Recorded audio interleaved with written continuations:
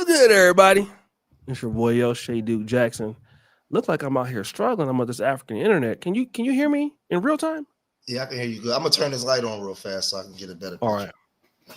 So, brothers, it's been a long time since I streamed.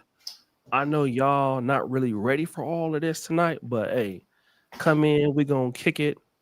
We got my brother George here, and we got a really strong topic tonight. Since so many black women seem to be so upset at you black men for your voting choices. So we're gonna talk about that. We'll let that brother George introduce himself from Street Media TV. What's going on, George? Making Street Media TV. Y'all know who I am, man. Urban nerds, you know, family man, community man. All right. And so what I'm gonna do tonight, as we get more people in, I'll give some opportunities for some of their brothers to come up and talk. What's up, Wrench? It's good to see you. So shout out to their brother Wrench. It's been a long time since I was streaming, man. So it's been a while. But okay, brother George, let's kind of get into it. First of all, Trump won, as you know. Now, at first, you didn't think that Trump was going to win, but we'll talk about that a bit later. Let's start off with the city of Philadelphia, because you're in one of the most blackest cities in America, a strong pro-black scene presence. What was the culture going on in Philadelphia County when it came to the black community in this election in comparison to 2020? Well, there was still a lot of people that voted for Kamala, but what you saw was a lot of men. And first it started with the men. A lot of men being very vocal about their issues that they was having with the Democratic Party. For the last 4 years, we've been seeing what's going on with the letter crew, with those that certain group that wanted to be in bathrooms with women. They wanted to play sports. So that was like the talk for the last 4 years, the gender neutral bathrooms. It was a whole bunch of stuff that was actually going on. And then then the immigration situation. You start seeing Mexicans and Guatemalans walking through West Philly. That's like unheard of, and black men was already on the fence and complaining about Joe Biden, because remember, when Joe Biden was coming in, he was already catching flack from the crime bill and his racist past. So once she got in and she didn't get elected, she didn't get voted in by the people, there started to be a lot of rumbling going on in Philadelphia. So when it was, I kind of figured that this would happen because you didn't need a lot of people. You only needed a certain percentage in Philadelphia to either not vote or don't vote for her. That's important. That's very important. Shout out to brother Ryan Taylor, again, brother Wrench Turner. That's very important. Talk about, you didn't need, say that again so people can get it. You didn't need a large percentage. You might have needed only about 5%, because she got 70, either 78 or 80% of the vote. Well, last time she got like 88, 85. So that small percentage in Philadelphia swung. It swung. And then the Latino group, a lot of the Latinos voted for Trump. So, it's what it is. I think that the Democratic Party themselves brought this. They brought this on themselves. Not just Kamala. The people behind the scenes in the Democratic Party is out of touch with the modern times of the black community. Okay, what do you mean when you say out of touch? With social media today, we have way more access to each other than we ever had. We have way more access to information. When we were growing up, when Big Mama took you down, or you went with your daddy or your mom to vote, they just told you to vote. You didn't ask no questions. You just did what you was told, right? Nowadays, we got access to all kinds of information, and people are starting to ask, why these buildings still look the same? Why are these, especially in a city like Philadelphia, where are these Spanish people coming from? What they doing in my community? Why we don't have no stores enough? People start asking all kinds of questions. Why is these groups going into females' bathroom? Why are they playing in the Olympics? And the Democrats wasn't ready for that, because they was used to being able to send the local preacher down, tell everybody to pray, and then we get on board and we go. Where no, we have way more access to information. So people start asking questions. And when people start asking questions, they wasn't ready to deal with it. And then they turn around and they trot out in front of you, Mr. Booty Hole Man himself, Luke Skywalker, right? The two WAP queens, right? And Cardi B. Right. And just think about this though, y'all. Just think about this for everybody that's coming in watching, right? I'm gonna say this to y'all. They ran on reproductive rights for women. This is what this is how out of touch the Democratic Party is. They ran and hitched their wagon on reproductive rights for women, while at the same time bringing a booty hole man out to speak on behalf of the Democratic Party, who's made a lifetime promoting casual sex. Luke, just think about that. Uncle Luke, right?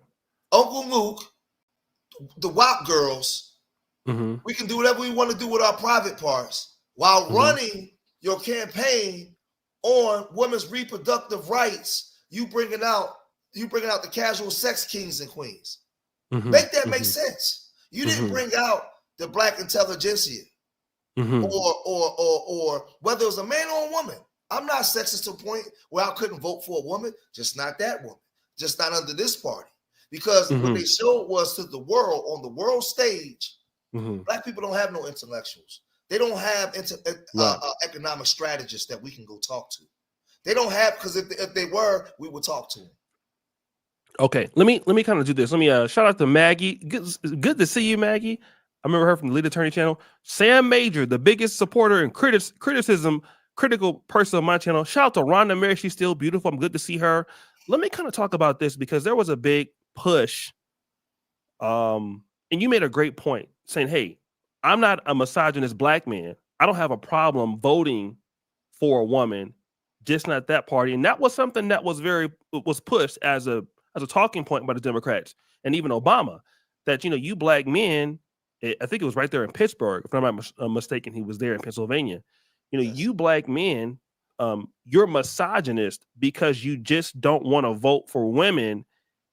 And how did you feel about that? And what was your response to that comment?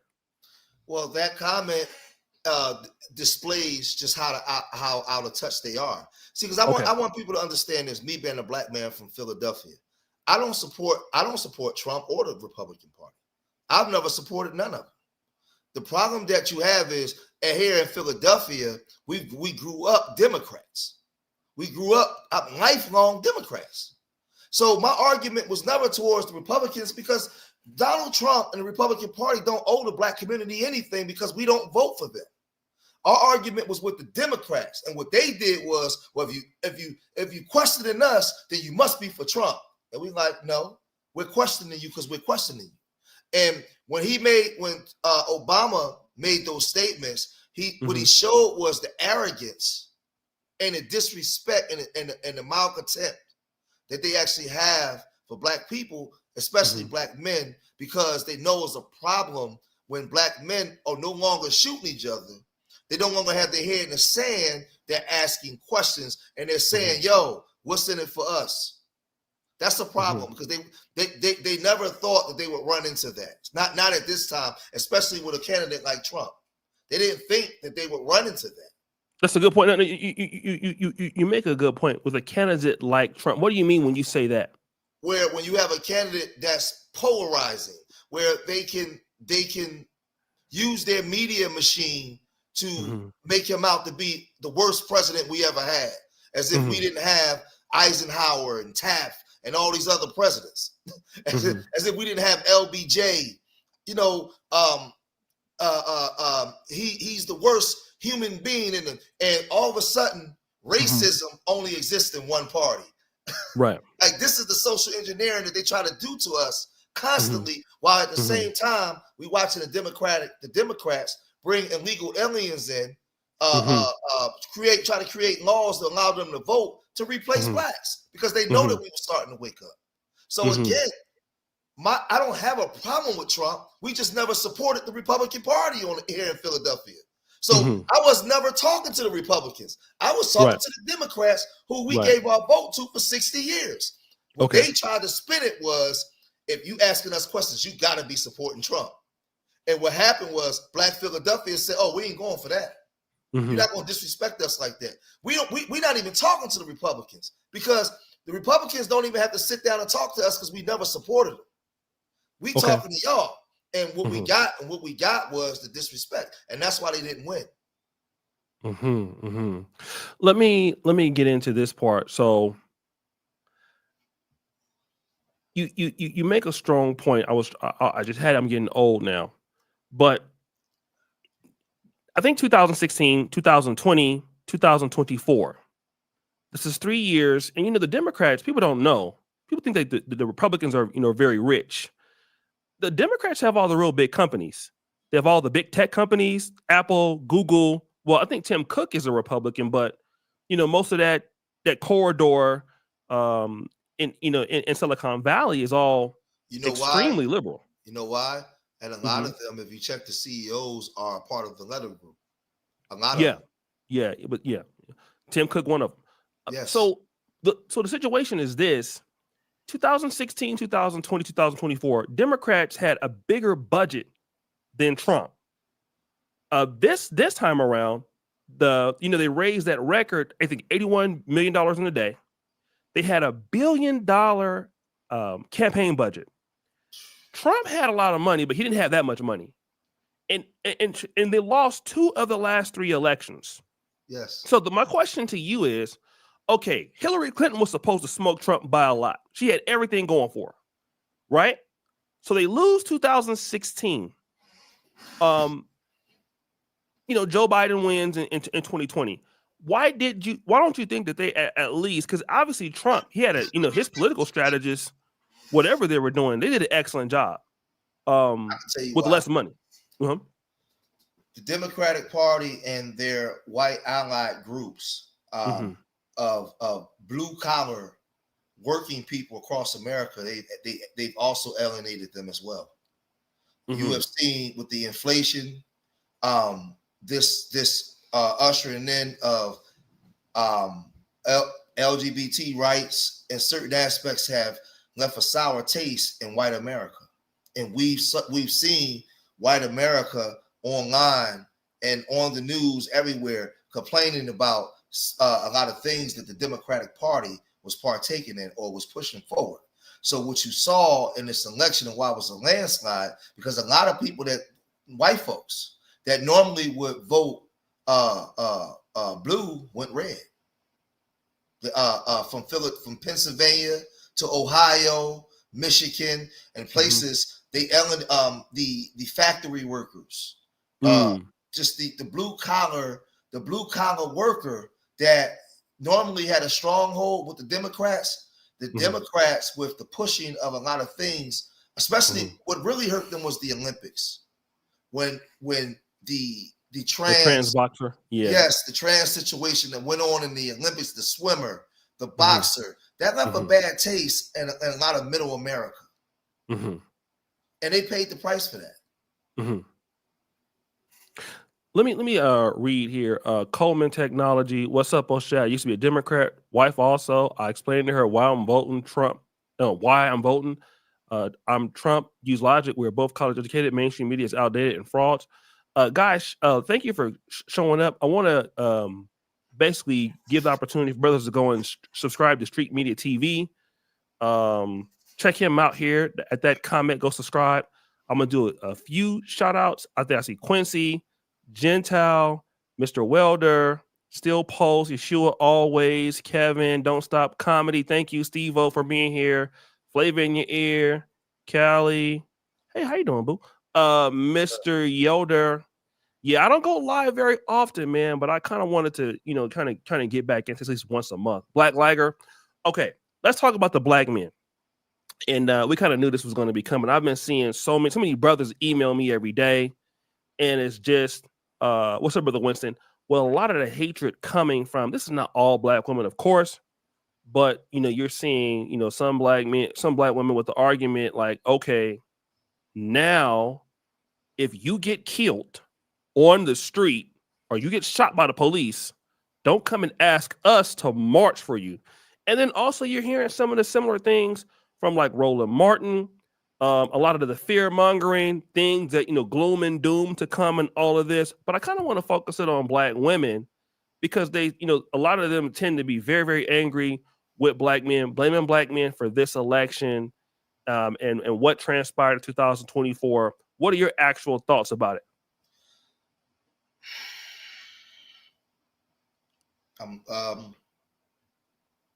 Well, it's more than one aspect to this, because you got to remember we're in the middle of a gender war online where you have black men and black women committing verbal genocide on each other every day in front of the world for everybody to see, right? Right.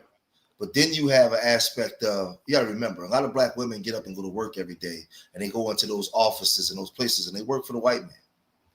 So black women, I want you guys to understand something. Black women know who really let them down. It wasn't black men. Black men wasn't the one that let them down. It was the white woman. The white woman was the one that sit at the cubicle with them, eat lunch with them, talk to some of them on the phone, befriend some of them. But when it was time to vote, they voted race, not gender. They conditioned black women to be a part of this gender stuff and get with this gender. But let me tell y'all something. White women didn't even vote for Hillary Clinton at a large clip. They still voted for the man, for their man. They still voted for their man because they know that their man is the apex that run everything. And they still would have to answer to him. So when it was time to vote for Kamala, I'm going to say something that's controversial. I'm going to get on my LAR real quick. I'm going to say something controversial. Okay. I want you black women to understand this and take this from your brother. That white woman would never vote for you, for a woman of color or a black woman to be president of this country before her, especially a black woman that's married to a white man.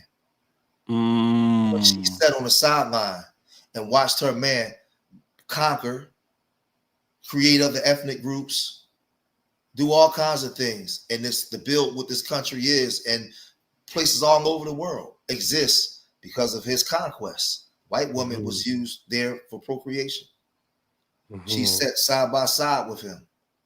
She's dealt with him, and this ain't taking up for her. I'm just giving you the history. She sat side by side with him. She's dealt with him. You think she gonna let the concubine become the president before her? Do y'all study history? Where y'all minds at? As I dare somebody to tell me I'm wrong. Look at the way she vote. She could have easily, in this so-called gender war with in the feminist situation and the Me Too movement against her man, when it was time to say, hey, either that woman of color or my man, ain't no way I'm putting a woman of color in over me. Ain't no way. I'm voting race, and that's exactly what she did. Let me just say this. Shout out to everybody coming into the chat, guys. Make sure you guys like the post and like the videos. A lot of white women definitely voted for Trump. Not only that, a lot of Latina women. And what I was noticing when I started seeing some of these numbers, all of the groups, it's only one group of women that was just like real head over heels over, for the Democratic Party, which was black women, right? At 88% nationwide. And I noticed that almost every other group of people that tend to be more married were more in line with the Republican Party and the agenda of Republicans. And that's absolute. So, which leads me to believe that more women, when they're married to men, are joining their husband politically and how they vote. Now, this is what I want to ask you, because obviously we're seeing, a lot of African Americans, like Chicago Red, that's popped up now. You're seeing your black Republicans come out in Philadelphia, and for more black men who probably more or less lean more conservative on average because they're men. Wait, I'm sorry. Say that one more time, because more black men are probably going to be more. Men are just more conservative in general, right? Than women are. What do you think the dating dynamics are going to be? Because you're going to have so many, in 2016, a lot of the black men that were supporting Trump couldn't come out and really say it, right? Now it's, you got athletes, you got Le'Veon Bell and Antonio Brown. What is the dating dynamic going to be between black men and black women when I'm not saying that you have so many black men going to the red, but you will have more. And it's already a little bit I'll of a tell you gender this. war now. Mhm. Women follow men. They're gonna follow wherever we go. Okay. They're gonna come kicking and scratching and crying and all that, but they still want to come anyway. Whatever you notice, whenever we get in circles as men and talk, women show up. Women always they're gonna show up. They're gonna talk their trash, but they're gonna be right there. They're gonna be there regardless, because at the end of the day, I've been saying this for years since you've known me in these social media spaces. When men start waking up, women will follow you. No matter how big her mouth is, she will follow you. When men start saying, I ain't worried about what she's thinking about. And I ain't say that to be sexist, but when he finally say, I'm not worried about what you're thinking about. As a man, I know what we need to do to fix this. She gonna look at you like, oh, okay. Right now she's mouthing all this because she, in her mind, she can't count on you for nothing. But what happened was I seen a video on TikTok where there was a sister, and it made me smile. It made me feel real good. The sister said, oh shit, she said, I just want to thank the black men for coming out and voting at 81%. And she said, I don't care who you voted for. I'm just glad that you actually was interested in voting. That made me feel good. There's a video of a black woman on TikTok saying that. And black men now are starting to get more conscious of their surroundings and things that are going on, because the street element, the street thug criminal is dying out. There's cameras everywhere. The urban criminal, or what we grew up on, the urban gangster, is gone. Where people going back to being normal people again. So you have more decent regular people than you have thug gangster killers running around. So people are starting to get more in tune with politics, school, and stuff like that. So you're going to start in the next 4 years, you're going to start having more men, more generations of men like my son in the maze getting back into the scholastic and political structure. Is going to be cool. That's why I created Urban Nerds, because I foresaw this coming. So women are going to gravitate towards wherever. All women of all ethnic groups do that. They're going to gravitate towards wherever the men go. Whenever the men decide they want to take charge again. And I think that this right here was good that I saw, because I don't like our coons, but I like the fact that black men opened their mouth and said, this is what I want to do. And they didn't give a darn about what nobody else thought. I haven't seen that in a long time. Where black men unapologetically said, this is what we're going to do. Okay. Let me do this. Shout out to Kyle. He came to see me in Uganda. There's only one of y'all that did that. All right. Shout out to everybody else. The Diane Osborne, I see you. Chantel Commentary, Gary, Mr. Yelder. I think I mentioned that. Everybody in here in the chat. Quincy Robinson. Hold the line, fellas. Bobo Anderson. Okay. So I'm gonna let people come up in just about 5 or 6 minutes. We're just trying to get everybody to come in. So here's what I want to also talk about too. Let's talk about power, right? Because one thing I noticed is, I mean, Elon Musk, say what you want to say about him, right? Dima, shout out to Dima. Let me read this. Us Gen Z cats are coming. 18 to 29 crowd already showed up this time. We didn't give a damn at all. We're going to change the future. Okay. Hey, let me say something real quick too. Yeah, go ahead. Real fast. Over 95% of black women voted for Kamala. I think it was even more than that, right? Overwhelming. Over 80% of black men voted for Kamala. Let me say this. Let me say this to black people in Philadelphia, Detroit, Chicago, Atlanta, Memphis, Newark, New Jersey, Baltimore, Washington, D.C., all these heavily black populated places. Let me sit up for this. If you can get online and you can cry and you can be upset at black people, that means that you recognize that there's a problem going on. If you can bring your black behind out and vote in those large numbers, then you can do the same thing in Detroit, Philadelphia, and all these cities to bring about the change that you need for your people. Until you financially support and endorse a candidate that comes from our lineage, our group, that's going to speak on behalf of us, that come from the same lineage your grandparents and parents come from, that understand our struggle, you will never get a change. Nothing's going to ever change. You have, if you come out and 90% the vote like that for somebody that you said was black, do it for people. Do you know we just had 2 black women that was pushed into the Senate this go round and never happened in the history? Let's find out what their politics are. Let's have a conversation about them. They're foundational black Americans. Okay. So this is in Philadelphia, right? Or Pennsylvania. No, they select to the U.S. Senate. I got their names on here. They're not from Philadelphia though. But I want you guys to understand something. Don't be hypocrites. If you can come out like that and vote, then there's no excuse. I put the white man to the side for a minute.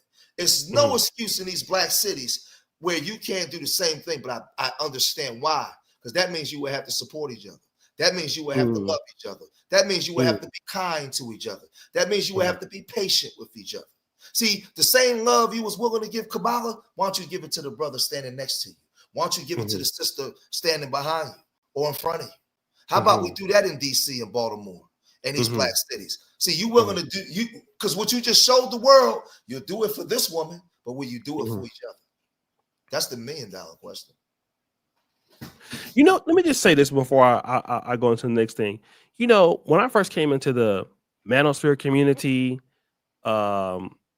you know, I think Rance Turner, he might have been around a few years after it started, but it was a lot of frustration amongst black men and just kind of where we were at and things like that.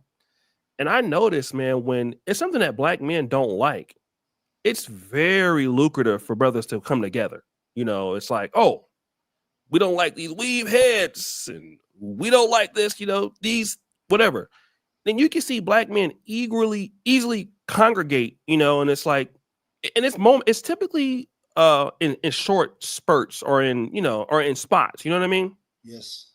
But I think that the issue comes in is like, we don't really have a direction, like as black men, like, okay, so now that Kamala's not in the White House, it's like celebration city now. It's troll time. Don't get me wrong, I'm trolling too. You know, I'm having a good time. Right. But outside of that, a lot of African-American men as a group don't really have a plan as to, you know, hey, okay, so now what do we do now? You know, the Republicans will have 4 years. I mean, they have some policies clearly, you know, historically, that's probably not going to be all the way black friendly. And, you know, and that we need to make them compete for our vote also. So what is the agenda that African-American men as a group? Okay, so we understand what we don't like, but now what is it that we do like?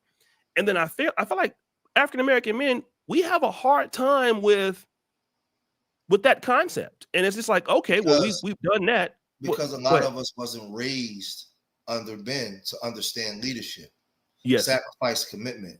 And we don't have an intact culture for the most of us that dictate that. That's why we hustle, we're working from behind other groups of competing men because of the way we're being raised up. But then it's the same thing on the side with all these women that were supporting Kamala. They didn't have a plan either, because these were the same women that took umbrage with the letter crew and the trans situation. But once the Democratic Party said, let's trick black women, let's mask it with reproductive rights, and their brains are shut down, and they'll forget all about the things they was complaining about. Right. So we found out that the black women didn't have a plan, nor did the black man. Neither one of us had a plan. And I've been asking, that's why I just said, if you can get online and cry and know that there's a problem, what are you going to do about it now? Okay, what do we do? Because this is the thing. I don't care for Trump, or I care for black people. I'm at foundational black Americans. I want to see. I want to see what's best for us. So to me, they all racist. When have they ever not been racist? So I'm not dealing with this from an emotional standpoint. Trump is a racist. Kamala and her crew is racist.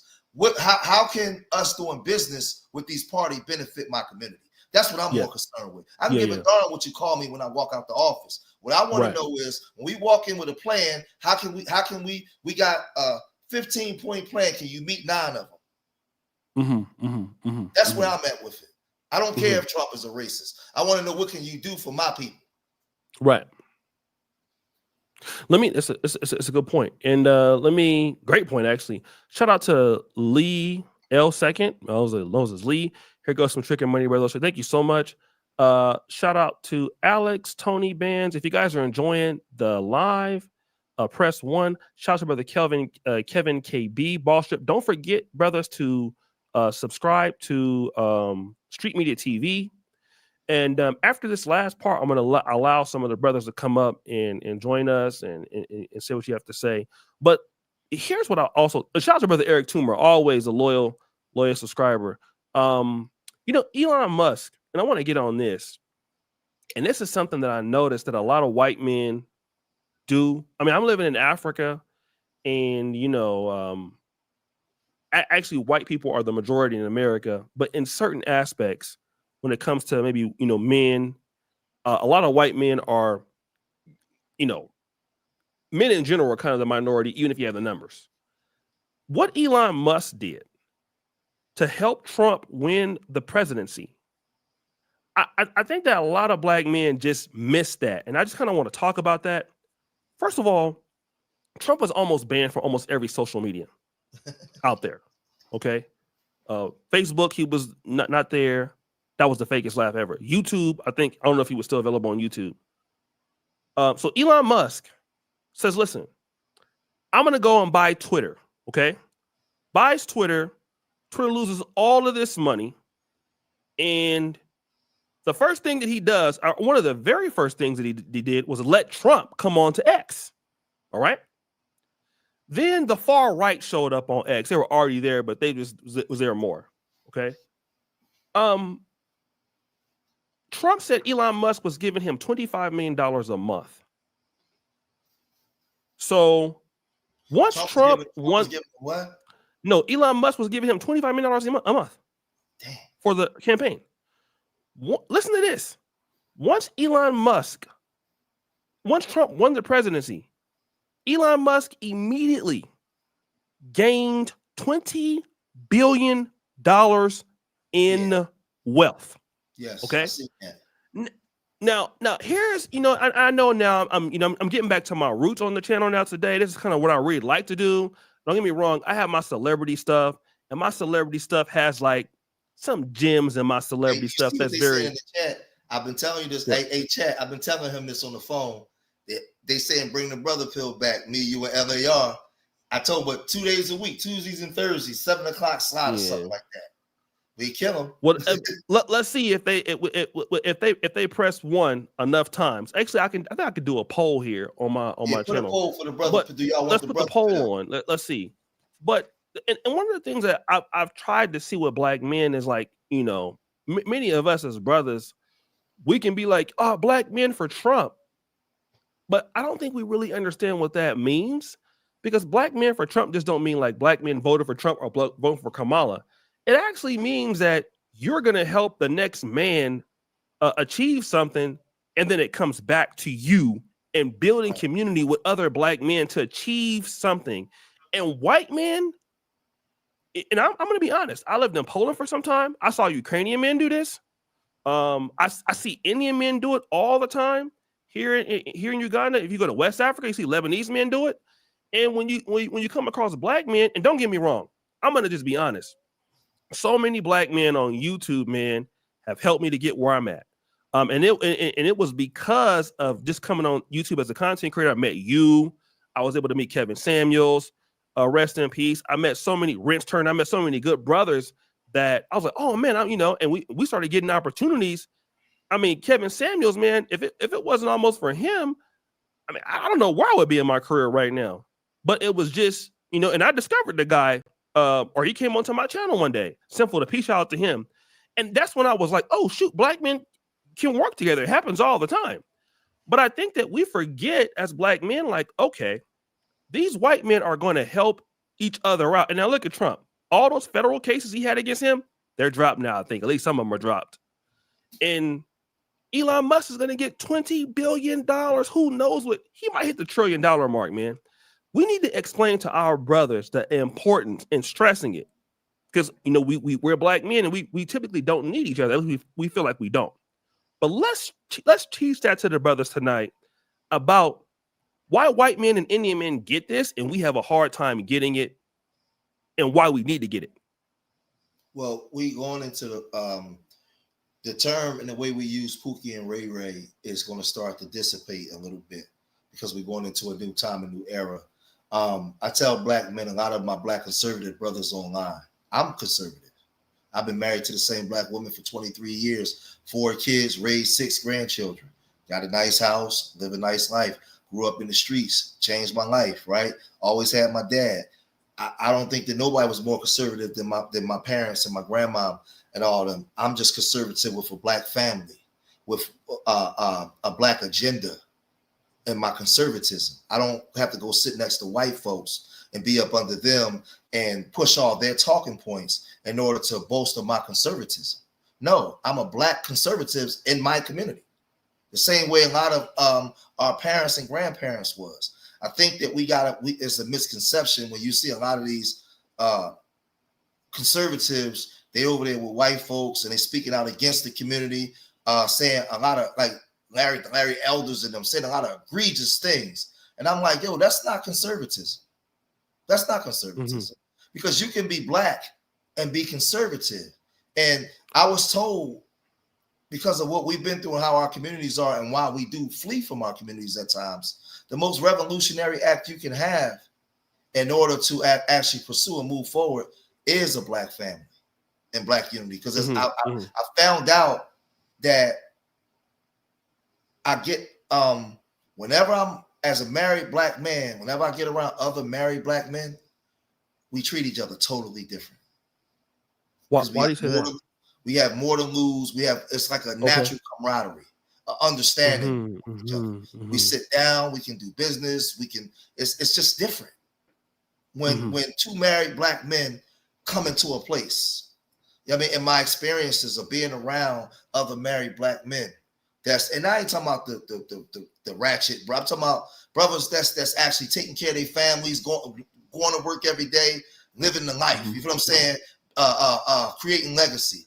There's a different relationship, different type of commitment.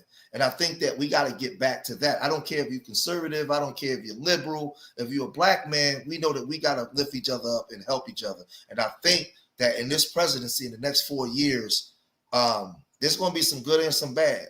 And we're going to be coming together a lot more than what we believe. But I just want brothers that are conservatives. You can be a conservative and still be a black man. Right. Still have a black agenda for your people. That's what black conservatives, Big Mama and them was conservative. Martin Luther King was a conservative. Let me shout out to brother Sam Major. Thank you so much for $50. The super chat. Fitzroy D-Acres. We keep building each other up. And all right, guys. So like the video, I'll check out the poll in a minute. So what I'll do right now is I'm trying to see where LAR is at, man. This is I'm gonna call him. I'm gonna text him real quick. Oh, hold on. Yeah. So we're gonna do this, and again, I'll check the poll out in a minute. Shout out to all the sisters in here. I'm gonna allow brothers to come on to the actual StreamYard. Please, come in the back room, show your face, all of that.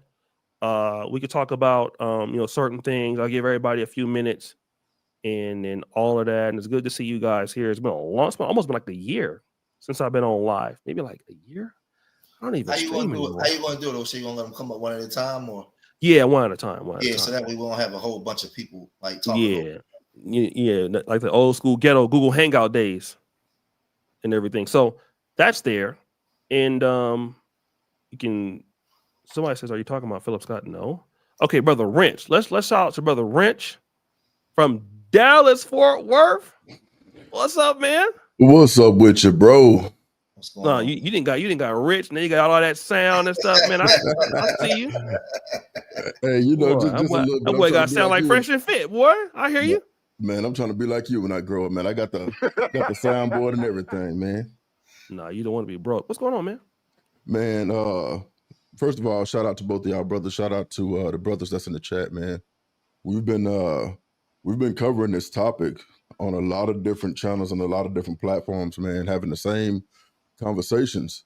One thing that's being left out of the conversation, and I think because it may be a touchy subject for a lot of brothers, they've mentioned, they've tried to pull the, hey, you guys are misogynists. They've tried to say that we don't want to see a woman in power, when in actuality, out of all men, black men in general have supported black women and far more than any other group. You can even tell by the way that we've voted against our own interests and watched them, be pushed ahead of us. Now, with this election, what makes it different is spaces like these, or spaces like the Manosphere or the RP spaces. The fact that black men really drive the culture and made it cool to be able to say it with your chest and come out and say, man, you know what? Now I'm voting against whatever my mother told me. If my wife don't like it, I don't care. I'm still voting my interests. They get online and they listen to brothers have these conversations like we're having. We have our scholars in the spaces already. We have our 18-point agenda when it comes to the politics of what really matters to black men. And we made it look cool. Not only that, we've been able to reach a broad spectrum of brothers. So we're able to reach what they call the YNs, so the young ninjas. All the way up to the scholars. So you think about how broad of a spectrum that is of black men that we're able to reach. Mm-hmm. We're all able to congregate and put some sense to what it is that we see in our everyday lives, whether it's the disagreement with the women that they're dating, the disagreements with the women and their family members. When you say you're a Trump supporter at the cookout and your family turned against you, you can come to a space like this and see why, and you can see why it makes sense to vote your interests. One other thing, and just so I don't take up too much time, one other thing is that Trump did that Democrats refused to do. They drove a campaign based on feelings. Yes. Trump did something that all successful people know. You got to surround yourself with people that are smarter than you. He took Elon Musk. They went to Pennsylvania on January 4th when the Amish got raided, and they went and they started messing with them about selling milk. Elon Musk put a team out in Pennsylvania, and they bust all of those Amish people to different voting locations. Yes, they can't drive the vans, but they can ride in them, right? And he went out and did that. I'm gonna tell y'all another brilliant dog whistle that comes with having smart people around you. J.D. Vance got on Joe Rogan's podcast, and this dude talked about Furious Styles. Some people in the chat may not know who Furious Styles is. All three of us know who Furious Styles is. It's Trey Daddy from Boys in the Hood.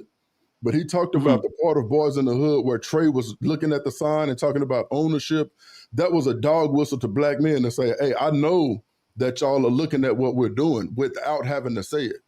Those things, that's what brilliant people do when they want to win. So I'll land my plane and give somebody else an opportunity to talk. But hey, let me ask you, Rich, real quick before you leave. Yes, sir. Do you think that a lot of white men are tired of feeling like they have to do things for us? They want to give us certain things so we can do it ourselves. Exactly. So that way, where going forward, you can't blame us no more. Remember I said that to you, O'Shea? I said to you one day, I said, I feel like sometimes we got to a place where we got complacent in blaming them, because if they give it all to us and we fail, we can't blame them no more. Yep. Right. But ourselves. Yep. So, I can even say, man, alluding to what you're talking about, Brother George, or Street Media TV, I can even say that in my own experience, I got promoted every year for like 5 or 6 years straight, all the way up to the director role in the Fortune 500 company. My mentors along the way, bro, were conservative white dudes. They just saw the talent and was like, oh, okay, you know what? He's good. I want him on my team. Surrounding yourself with people that are sharper than you. I had a very high mechanical aptitude. They had a high business acumen, right? So those are the things that smart people do. And alluding to what George said, they didn't. I mean, at the end of the day, they were like, hey, this guy gets results. I didn't care if they were racist, as long as you get me, long as my pay increases come, long as my promotions come, and long as my bonuses come, bro. Right. Take the emotion out of it. I took all the emotion out of it. And I try to tell brothers that don't take all emotion out of it. I don't care if this dude likes me or not. If my pay is on par with what the market rate is paying, if I'm performing and I can quantify it, pay me, give me my bonuses, and get out of my way. Oh, shit, we back. LAR?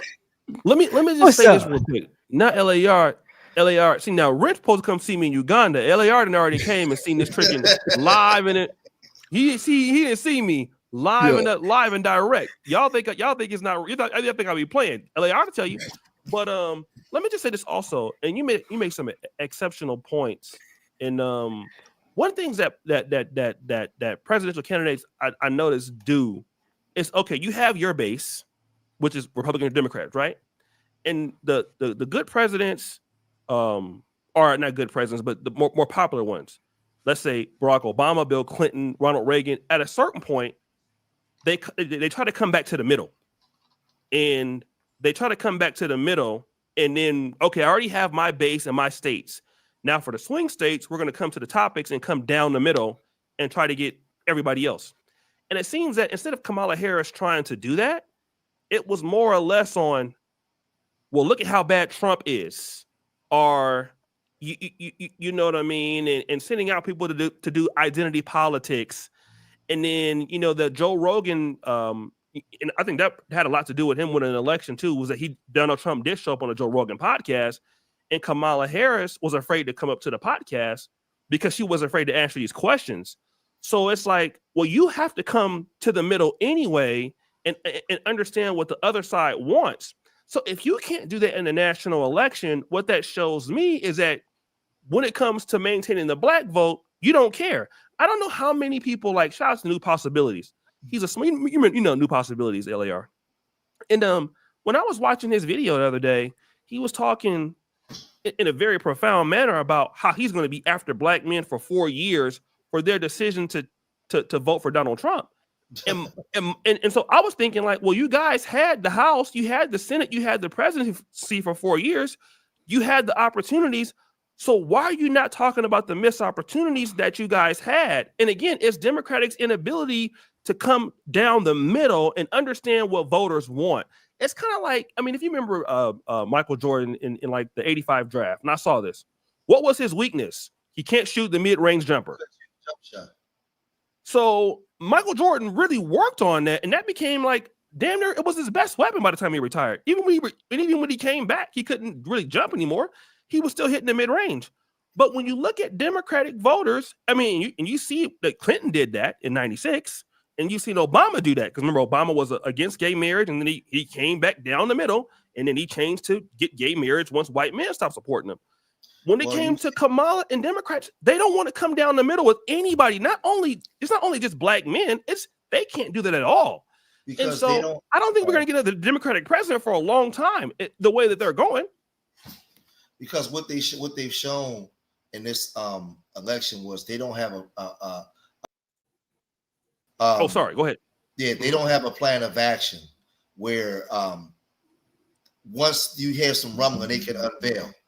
They can unveil saying, okay, well, we had this for you guys. We got this. What you saw was emotional tirades and emotional responses. And one thing I've learned as a grown man, whenever you have a confrontation with another man and he gives you a real emotional response instead of some type of intellectual or cerebral response of how both of y'all can grow, that means he has no plan of action. So his only recourse is to act out. Because you know this, Wrench, as working in Fortune 500 companies and business, you always have an A, B, and C plan. You can't go in front of them CEOs and the first plan don't work, and then you just sit there and don't say nothing. Fact. You gotta have a plan. When you don't have a plan, you start panicking. Oh my God, I gotta. So a lot of times you see these people lash out because they don't have no other recourse. That's why our people march. Yep. We march because if we had economics and we had our own candidates to endorse, put money behind, wouldn't be no reason for us to march. But we march. That's all. All of those things are not having a plan of action, and these are emotional responses when you don't have a plan. Yeah, even another thing that people can see and people can tell, and maybe they weren't able to put a name to it. I noticed it immediately. She was not only was she unprepared for those interviews, she's incompetent because, like you said, you do the pre-work. You know what I mean? If you do any type of focused improvement event, you do any type of project, you know that you have your charter. You'll normally have your charter. Hey, these are the things that I want to accomplish. These are the things that we're going to do. You have your scope. These are the things that we're going to focus on. And then you deep dive into the things that you're going to talk about. In her case, no matter which community it is, what are you going to do for community A, B, C, D, and E? What are you going to do about the economy? What are you going to do about the wars? Hell, I'm not even a presidential candidate, and I could have came up with something better than what she was talking about.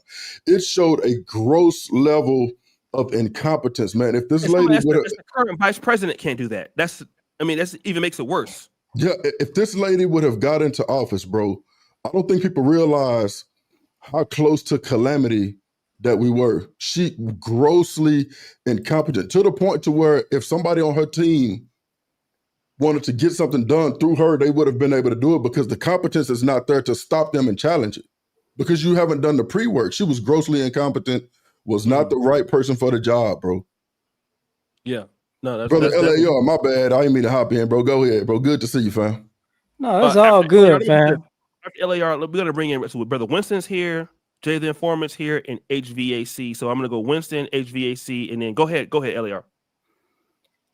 A lot of this for me goes to a simple thing. That's hilarious. We got a country of people who are out of touch with the regular American, because I can see for the Democratic Party, basically, you believe that America is LA, New York, and Chicago. Right. And at this particular point, you should see that by the maps of the states that was won, you should see that we got basically the whole middle of the United States and the South are not rocking with this stuff. And it's for a reason. Once you get into this emotionalism and this preaching to what you ought to do and the entitlement of, I just said, the Democratic Party at this particular point, you forget something very simple. People were leaving LA because they said it was too liberal. People were leaving California and because of the prices. People were leaving New York because of the prices. And and not necessarily the liberalism, but it's part of New York. People were leaving Chicago because of the prices and the immigration.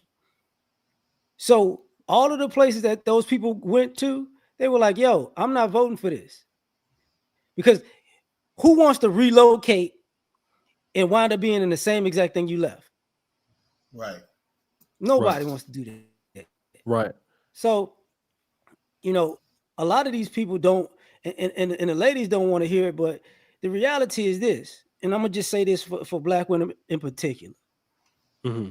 Y'all really need to stop being suckers for white women. The last time it was a woman that voted that could have been president, guess what white women did? They didn't vote for her. So if you thought it was a Black-ish woman, they was going to do it this time, like, you just said that great minds think alike. People vote on their own interests. And to be perfectly honest, yeah, like they vote for their own interests. And the best part about this is this. You freezing. I was freezing. America is broke. I don't know what you think you're going to be able to be a liberal in a broke country. Autism is going to be on the rise because you need to conserve your money. I didn't even think of it. LAR always say something, but one episode that's so classic, and that's true. So speaking of that real quick, California was trying to, if you guys can remember, California was trying to leave. Cal exit, right? Mm-hmm. California had like 15% of the national debt at the time or something like that. Yeah. They probably still got it. And if California were to leave the United States, you will never see another Democratic president again. From what we saw, I mean, that'd just you'll never see it. Yeah, that's 54 electoral votes that would just be gone. Yeah, it'd be gone. And then I think out of all the states, if you count them up, he must have won 38. Damn. If you think about it, he won because New York is a lot, California is a lot. And he won New York, I think like Rhode Island, that New England corridor states, New Hampshire, they always go Republican. Yeah, it's a lot of those are Democratic states. Let me just do this. Shout out to everybody. I'm gonna read this. Let me get the brothers come in, Brother Winston. Okay, Wrench, let me drop you real quick, brother, and let me get to here again. Wrench always what you Dallas brothers, you Texas brothers are smart today. Okay. Okay, you Texas brothers, y'all been Hey, getting LAR, they said he put a poll in there. You want the brother pill? It's like 90%. Do you want to bring the brother pill back? Man, look, man, I ain't talked to my dog in forever and a day. I miss clowning with O'Shea, dog. Man, I know. I ain't talked to you since you came here last year, damn near. Yeah, look, I just finished the wedding like a couple of 3-4 weeks ago. Yeah, you told me you was getting married. I was like, I forgot. And even when you was here, LAR, they gonna call you a simp. You didn't got married. Oh my God. When LAR came, I think the first two, I was so busy. I think the first 1 or 2 days I didn't even see you, right? When you first came. Nah, that's like customary of me. I'm still coming back, dog. Come on now. You ain't got to worry about that. I told you I'm coming back. I'm coming back. I was like, because you sent me a message. You was like, hey, I'm going to be there. And then you called me at the airport. I was like, you're at the airport right now? So I had to tell him, get a guy the phone at the airport. So I had to send the more money to the guy. I had to call the hotel, and then I booked the hotel for you. And I don't think I was even able to see you until like the second or third day. I was so busy. So anyways, let me just do this. Brother Winston Smith, shout out to Brother Winston. All right, brother. Oh, can you guys hear me? Yes, sir. Yes, sir. Oh, O'Shea, major fan. I watch you every single day, man. Like, it's ridiculous how much I watch you. I think you do amazing content. I think that you are an amazing man. More power to yourself. I know you're in Uganda. I'm actually in Vietnam right now. And guys probably tell I'm British, but I follow the United States politics. I was in the United States a couple of months ago, but I go there like very, very frequently. So I'm very, very well up to date with all the politics. And my belief is this. So one, with Trump, the reason why you got a lot of black men that voted for Trump is because he actually, with Kamala, you got to think, all she said was word salad. The only issue she actually had a stance on was abortion.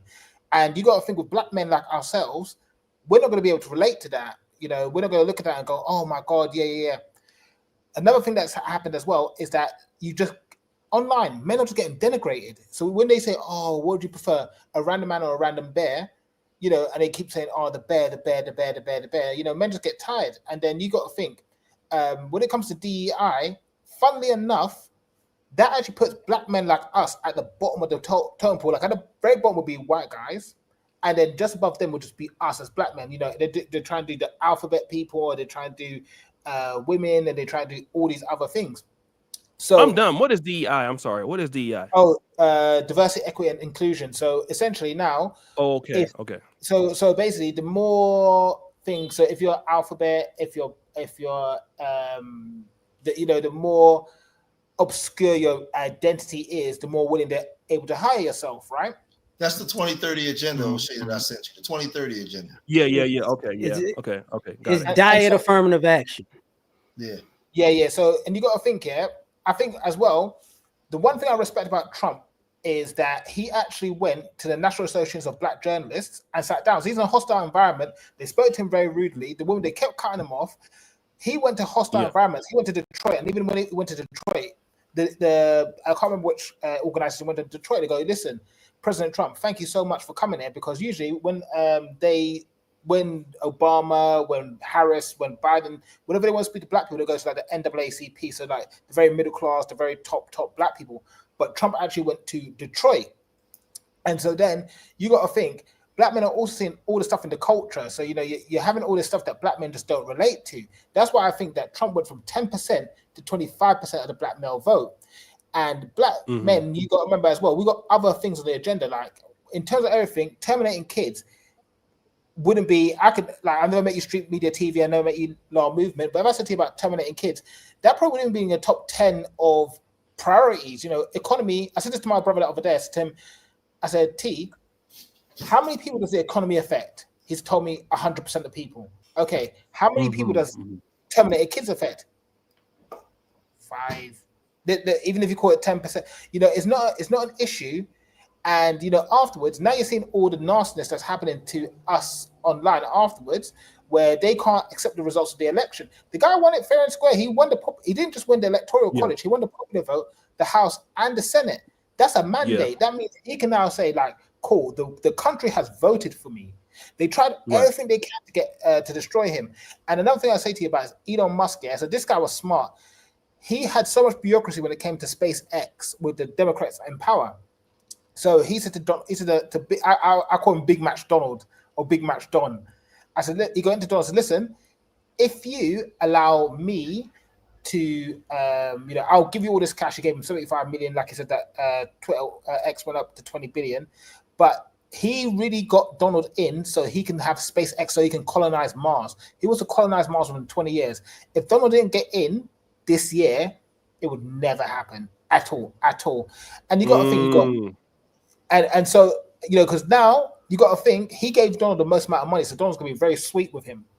And you got to think, another thing I saw as well, Kamala Harris didn't get any new votes.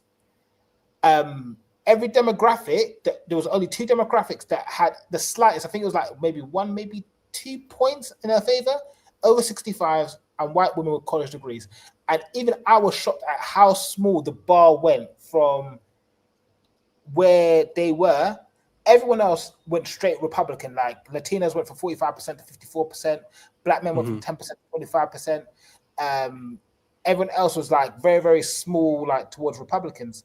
So, they need to stop shaming men. Like, it's like the late, great Kevin Samuels used to say, shame, insults, guilt, and the need to be right. So they're like, oh yeah, these men. I'm like, the more you guys keep criticizing men, all men would just do is the silent thing. We're not going to go out and shout and scream and protest. We're not like you guys. We're just going to go, all right, cool. Yeah, no. It's like, yeah, I'm not going to say anything about the bear.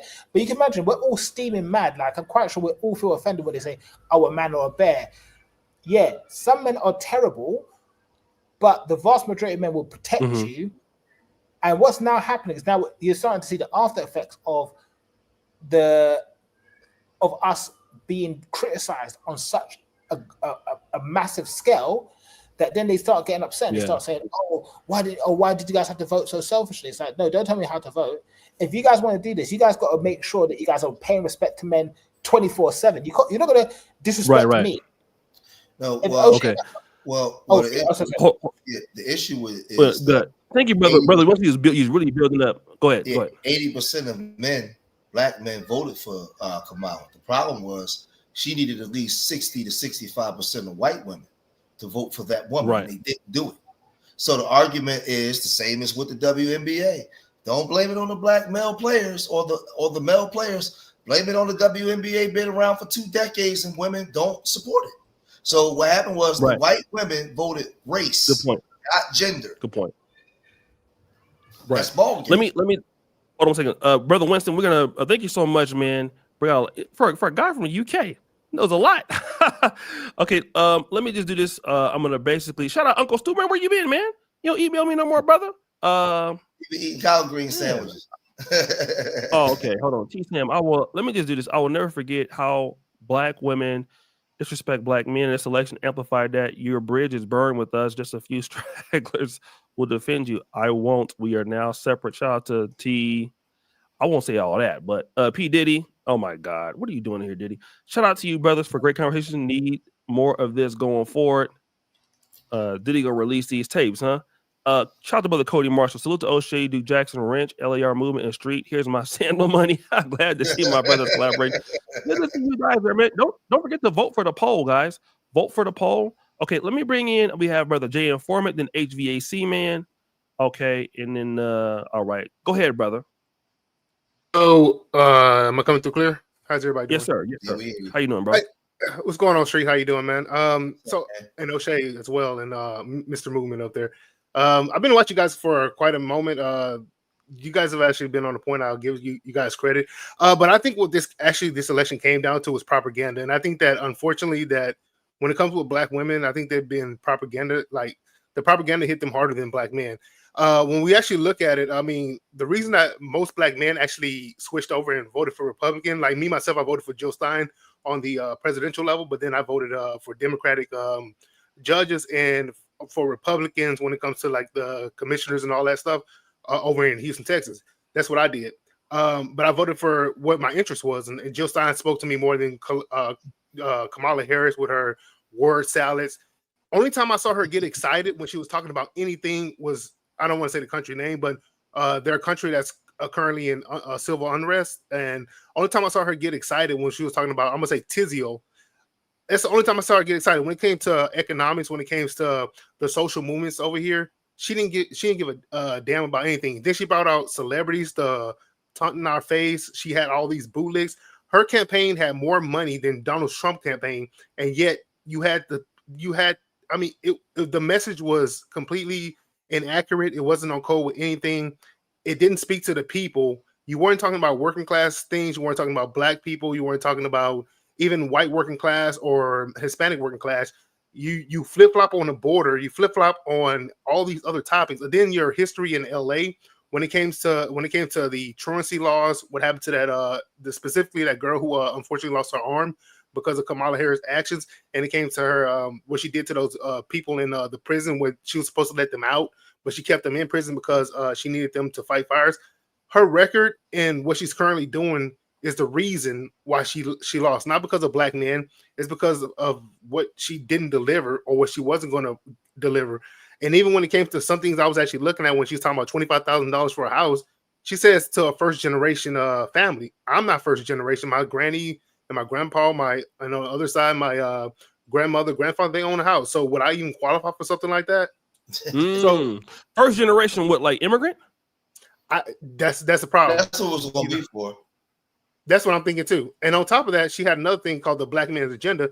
And one of the things that really stuck out to me when I first read it was they talking about what was it, marijuana? It was something about marijuana, but I'm like, that's not going to just apply to black men. It's going to apply to everybody. So you're saying that if a black person is smoking weed going down the street, they're not going to get bothered. But if somebody behind them is Hispanic or white, they're going to get bothered. No, it was for everybody. And she actually had to come out and admit to that. So I feel like with black women, I don't want to hold them responsible, but at the same time, you have to hold them responsible. It's like a bitter, tough love. It's that they were more propagandized by the people like Whoopi Goldberg, like these other women on The View, and others, Joy Reid, CNN, MS, whatever you want to say. Democrats have more leeway to these organizations, to these either the NAACP or any other nonprofit organization, the Black Church. They have all these what do you want to call them? What do you want to call these things? I can't think of a word for it right now. It's blanking out of my head. But these organizations that hold like such a big foothold into the black community that they're able to propagandize to black women. And that's why I think that a lot of black women actually voted for Kamala Harris and they're disappointed.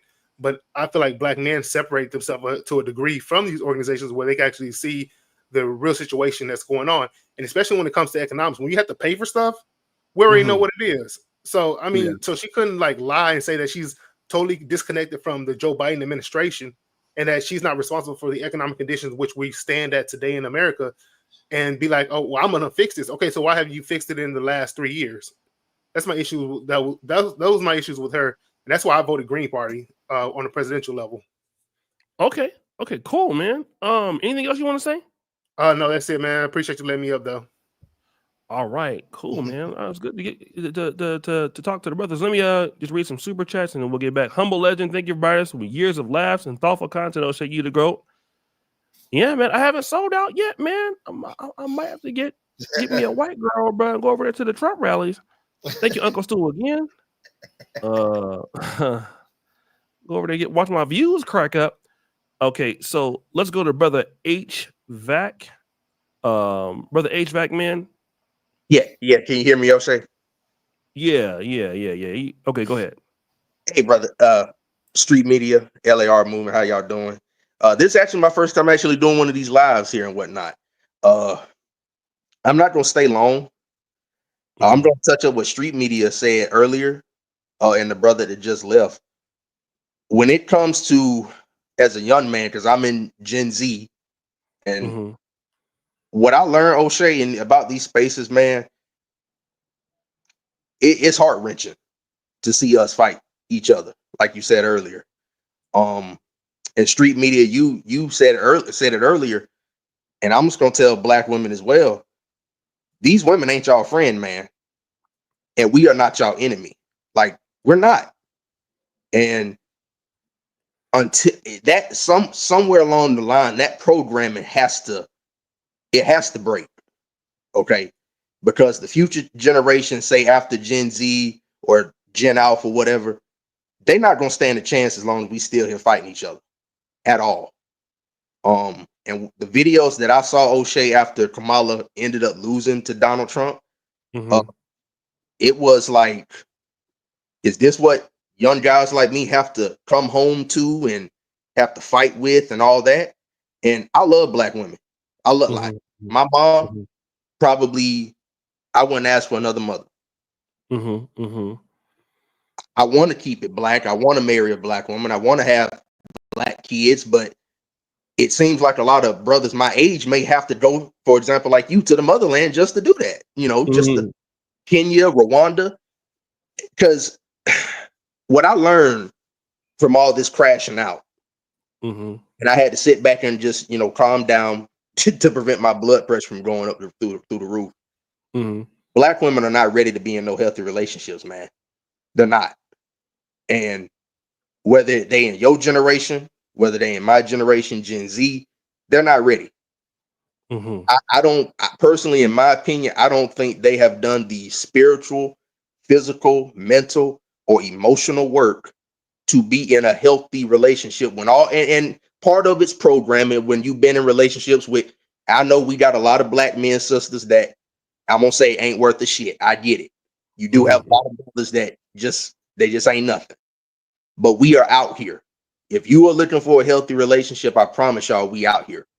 And we love y'all. We don't want to see y'all fail. We don't want to see y'all, get knocked down and not get back up. But this phantom sisterhood with these white women, that's got to stop. Because there will never be a sister. And I said it on Crimson Tears channel earlier. And I know he's in the chat. Skinny Boy can vouch for me. There will never be a sisterhood between white and black women.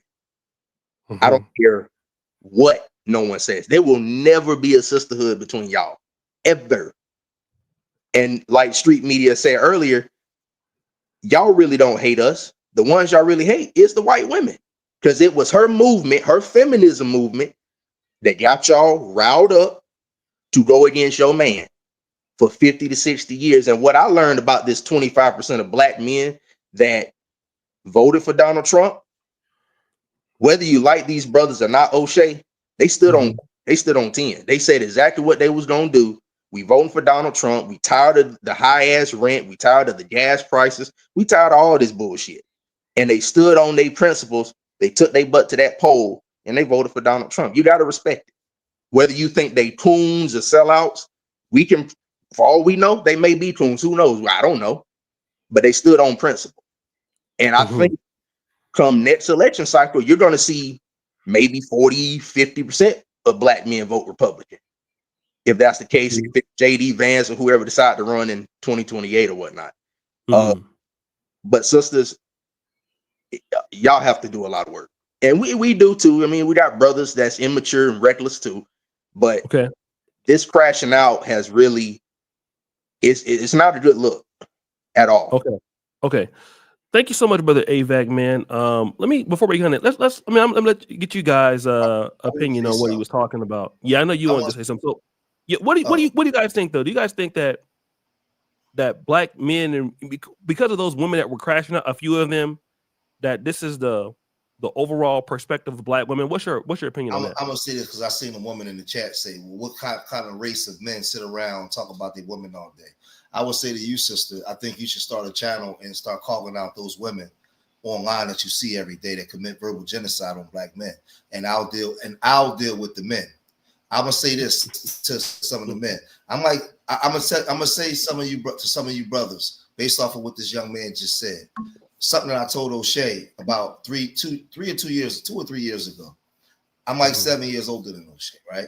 I told O'Shea, I said, listen, stop complaining about women. Stop talking about them. Don't worry about them. Just go do what you got to do. Just level yourself up. And as O'Shea started to level up, and he started to become the best version of himself, and the zeros behind the comma started to get a little longer, he noticed he had less trouble with women. Because it was a period of time he was in his red pill stage, and we would be on the phone talking every day. And O'Shea would be going in on the sisters. And you remember that time when you was having an issue with the sister when you was still in Poland, and you was going, what did I tell you? I said, don't talk about her like that. Don't worry about it. Leave it alone. Let it go. Mm-hmm. Do what you got to do. Right. The minute you start leveling up, you got women that work for you. They do what you tell them to do because you gave them something to do. You went and you had a plan as a man and you leveled your stuff up. I'm telling men, what can you learn from this election? A lot of men said, you know what? I'm doing what I want to do. I'm the king of what I'm doing in my own choices. And I build. Women will follow you when you decide to get off the mama's titty. I know a lot of us, a lot of y'all that have fathers in the house and you've been under mom and women for so long, so you're used to being told what to do by women, and you're used to not wanting to let women down. What I saw this go round was men saying, man, I ain't with that. I'm going over here, and I don't care who don't like it. And that's why you see a lot of women so upset, because you did something that they didn't think that you would do. They've been used to you doing things to appease them. I'm telling you, men out there, when you level up and become the best version of you, your booty ain't worth more than my time. I'm leveling up because remember, black men, in our communities where we come from, a lot of us, not all, but a lot of us in certain communities wasn't always raised to have high standards. Because the minute we tried to have standards, we got destroyed by women for having standards. When you start having standards, and I told this to O'Shea, watch how the women change. Watch how they change in your favor. Watch how the type of woman to come to you. And they'll be black too. They'll be black. There's plenty of good black women out here. But I'm telling you, brothers, stop looking for them. Just look to level yourself up. This is the same conversation I had with O'Shea on the phone. Don't worry about none of that. Let them cry and get all emotional. So what? Don't worry about none of that. Right. Right. Those are true statements, man. And we used to be also funny. Used to call me and say, "O'Shea, why do you complain about some of the women on your channel? You don't even have those issues for real anymore. Like you don't even live that life anymore. Like, so why are you talking about that?" Let me let Brother LAR weigh in on that. Brother LAR, thank you so much for Maggie. I'm about to come. I don't know if you married, but you keep donating, girl. I'm about to come out there, pay bride price. Go ahead, LAR. So he said don't complain about women. So I'm gonna complain about women. I don't care. I'm gonna be a hater. Go ahead. No, first and foremost, I'm gonna say this. The biggest issue that I see, well, one of the issues that I see with this is this: the black community, men and women, are getting upset because it looks like black men are willing to have a political agenda that doesn't just cater to black women. Because that's been our political agenda for probably 30-something years. Whatever she wants, that's what I'm gonna do. And now you're seeing guys, I'm not doing that. And that's a problem. The other thing is we got this negative black male narrative. And to be perfectly honest, it don't fit no more. It just don't fit no more. This idea that, oh man, look, you got to vote for black women because it's some black man somewhere beating the brakes off a woman like Mike Tyson in '89. You know, you got to help her, because if you don't help her, you got somebody throw in the towel. Like what is old boy from right? Throw the damn towel. Like he's sitting in the corner of the house somewhere. You know, that's not true. The other thing about that is this. And it's just messed up to say it, but if you want me to believe that I need to do what you say because I got a mama, how come you don't never do what I say because you got a daddy? See, this guilting black men in the black community is a one-way street. And even if you do what people want, it's a problem. Even with this election, you know, it's just, let's just say 20-something% of black men total didn't vote Democrat for president. Honestly, we were still the highest demographic of men compared to everybody else. Yeah, that voted Democrat. Sure was. That's a great point. Great point. Damn, that was a great point. So damned if you do, damned if you don't. Right. 100 of y'all didn't vote. Well, 100 of y'all didn't vote. So sit down. Right. But now we're going to get to a point now where the black community, well, black men going to have to ask themselves a question. Am I willing to crucify myself for the community? after I done seen all these other dudes die for it and get nothing? And the answer that most people are saying is no. So it's just politics. Go ahead. I'm sorry. My bad. I was just saying it's just politics. Like if you go, y'all listen, man. Politics isn't nothing but a debate or Super Bowl. Your team lost. Shut the hell up. Get over it. Right. Y'all crying. Let me add to this. My bad. No, let me just add to this. You bring up a good point, man. Like when I was coming up, I think that most guys coming up in the Black community, if you guys can remember the guys who taught boxing or Pop Warner football, Little League baseball, almost all of those dudes, and we benefited from some of them. We're gonna be honest. These were dudes that were raising other people's stepkids. You know, there was like Mr. Vincent that was my baseball coach when I was a kid. And when you really think about when it came to like, you know, Happy Father's Day or appreciating the deacons. I mean, if you're from the Baptist church, press 1 in the comments. AME is very similar. You know, you used to have the men teaching you how to cut the grass, something like that. Monday Night Brotherhood. And you know, it was Black men that was willing to just, you know, let me come help you, spend some time with you, or help you do things. And a lot of us as guys that grew up in the 80s and the 90s, shout out to Dr. Ronald Neal. He Kojic, same thing, very similar. He came to Uganda. I met him, and he has a theory that the Black community died in 1995. The Medias kind of started dying out around that time. And so those are the last kind of group of Black men that kind of wanted to stay in the community and kind of help young boys out. And as I was getting older, I was appreciating that, but I was like, I don't really want to be that guy anymore. You know what I'm saying? Like, I don't want to just dedicate myself to, you know, keeping this thing going and, you know, being like, kind of like, you know, like what you were saying, right? And I think that's a dilemma. A lot of Black men that are from the Black community love the Black community. It's like, okay, do I stay? No offense, Brother George is still in the heart of Philadelphia. I'm not. I can't say if I would want to do that. You know, a lot of Black men don't. Pay for that. But there's the price. What we know. I mean, we talk about this on the phone, and we were talking about it earlier when we first started. There's a price that we pay for that, though, because we Biggie, you're next. We become. Yes. Oh, Apple, down there, y'all want to go?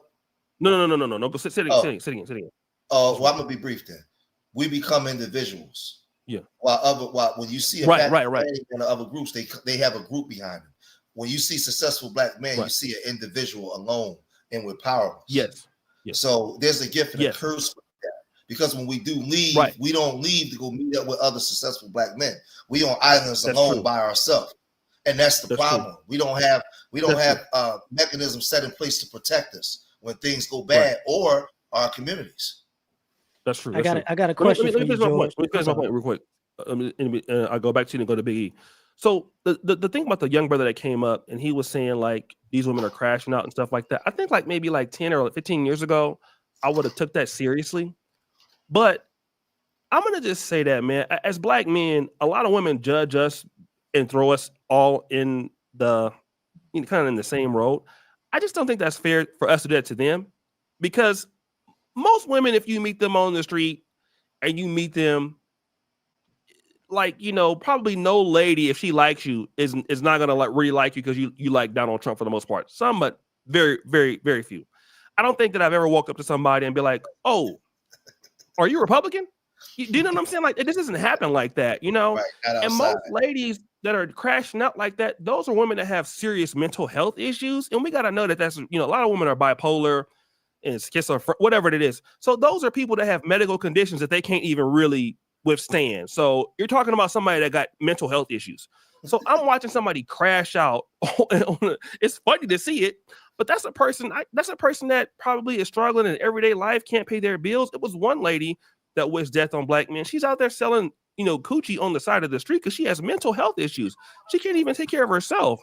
And I'm not trying to be mean to her, but we're talking about a person that is sick. Like, this is a person that's sick. So I can't sit there, and if I see, like, for example, if you see me in the middle of the store and I just take off my pants and take a shit in the middle of the store, like, if you, like, seriously, in the middle of Walmart, I'm taking a dog, like, boom, what would you say? You would say that something wrong with him. He's crazy. Like, would you be, you know what I'm saying? Would you take me seriously in a political debate about politics? It's like, no, you're a person that's taking a shit in the middle of the store. And so when I see these women crashing out, I would equate it to that kind of experience. Like, this is a person that needs mental help, you know? And I don't, you know, and I wouldn't, you know, judge that, take the situation and say, you know, because you're going to meet people that's not like that. Let me go ahead back to LA Yard and we go back to Brother Big E. He's been waiting for a while. Go ahead. And then we go to Brother Kyle, then Tila Moore. Go ahead. I'm going to keep it quick because I want to ask George something when he said that. Because this is about the political part. How many brothers, let's just go a percentage. What do you think the percentage is of brothers who are helping the community who still feel like they're on an island alone? There's a large percentage. A large percentage. You know what it is? I answer it this way. A lot of us help each other, but the help from a greater group that actually leave, we don't get help from them because we're not in proximity to each other. The brothers that actually got brothers like Rich Turner that got the resources, we're not in the same places. So and brother like Rich Turner might want to help, but we're not seeing each other. So there's a gift and a curse with that. I would tell brothers, when you do leave, we gotta stay in contact with each other because our power is in our numbers, regardless of where we at. That's so I think that's what I'm trying to say. Other groups understand that. Good. Like I had to ask that for the reason because I think one of our issues as a community is this: both sides feel like they're on the island, or look at each other, or perceive like I'm out the hood, dog. I'm by myself out here. I already know you still in the hood. You by yourself over there. Don't act like so. It's like the perception. Talk. Yeah. The perception is we alone no matter which side we on. Yes, that's true. Uh-oh, you got it, O'Shea. My bad. Oh, somebody brought the UPS man brought some new sandals to the house. You know what? He brought some sandals and a collard green sandwich. No. Right, let me get these guys on here. Brother Big E, sorry for the wait, man. I apologize, man. Big E, what's happening? George, what it do? O'Shea, what it do, man? I hollered at you a while back, man. You said you spent some time in Compton, bro. I grew up on 131st and Compton Ave, man. You know what I mean? Okay. So salute to you. But look, this is what I wanted to say about these ladies crashing out. You know, I find it funny that y'all crashing out on us, but you want us to co-sign y'all being able to rip my seed out of your belly. Okay, I understand it's your body, but it's my child, it's my legacy, it's my bloodline.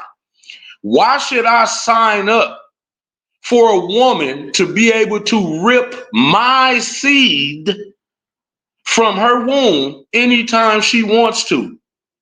You get what I'm saying? I'm invested in that too. Why would I want to sign up for that? What I said before on my boy Red Supreme channel, O'Shea. Shout out to Red. How do we expect to have a future when all of your future kings and queens have to come through your womb? And if you let them teach you that it's okay for you to kill off your future bloodlines, why would us as men sign off on that with you? Mm-hmm. Okay, if you are killing, I mean, again, we already see what the abortion numbers are. Mm-hmm. The main women that are crashing out, O'Shea, is a lot of women that ain't no man trying to wife up anyway. You know what I'm saying? Really look at them. Ain't no sensible women out here crashing out like that, screaming all online and you hate women. What do my vote have to do with you? But again, I'm still saying I say this on my boy channel all the time. I'm really sick of them insulting us when it comes to this. They give us retarded B. They gave us Meg the Stallion. They gave us an ass-clapping thought, industry thought, up there with a presidential candidate. They give us Tyler Perry. They had Obama pointing his finger and wagging his finger at us like we are his kids They telling us we don't know what we doing, what we talking about. We don't know how to do research. Why would we want to back a degenerate party? They think girls are boys, boys is girls, men is women, and women are men. This is what this part. You saw Michelle Obama on a call with D Wade's son, daughter, whatever you want to call that. You heard Michelle Obama say, "Leave your husband if he don't want to vote for Harris." But meanwhile, you going home to Barack in a $15 million mansion, huh? She said that for real? Yes. What? Yeah, bro. She had a speech talking about if your husband don't want to vote for Kamala, leave him.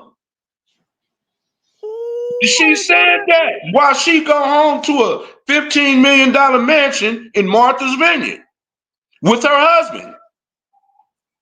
So what I'm saying is, why are these women crashing out on us when we don't want to, when we do not want to sign off on you being able to rip my seed out your belly?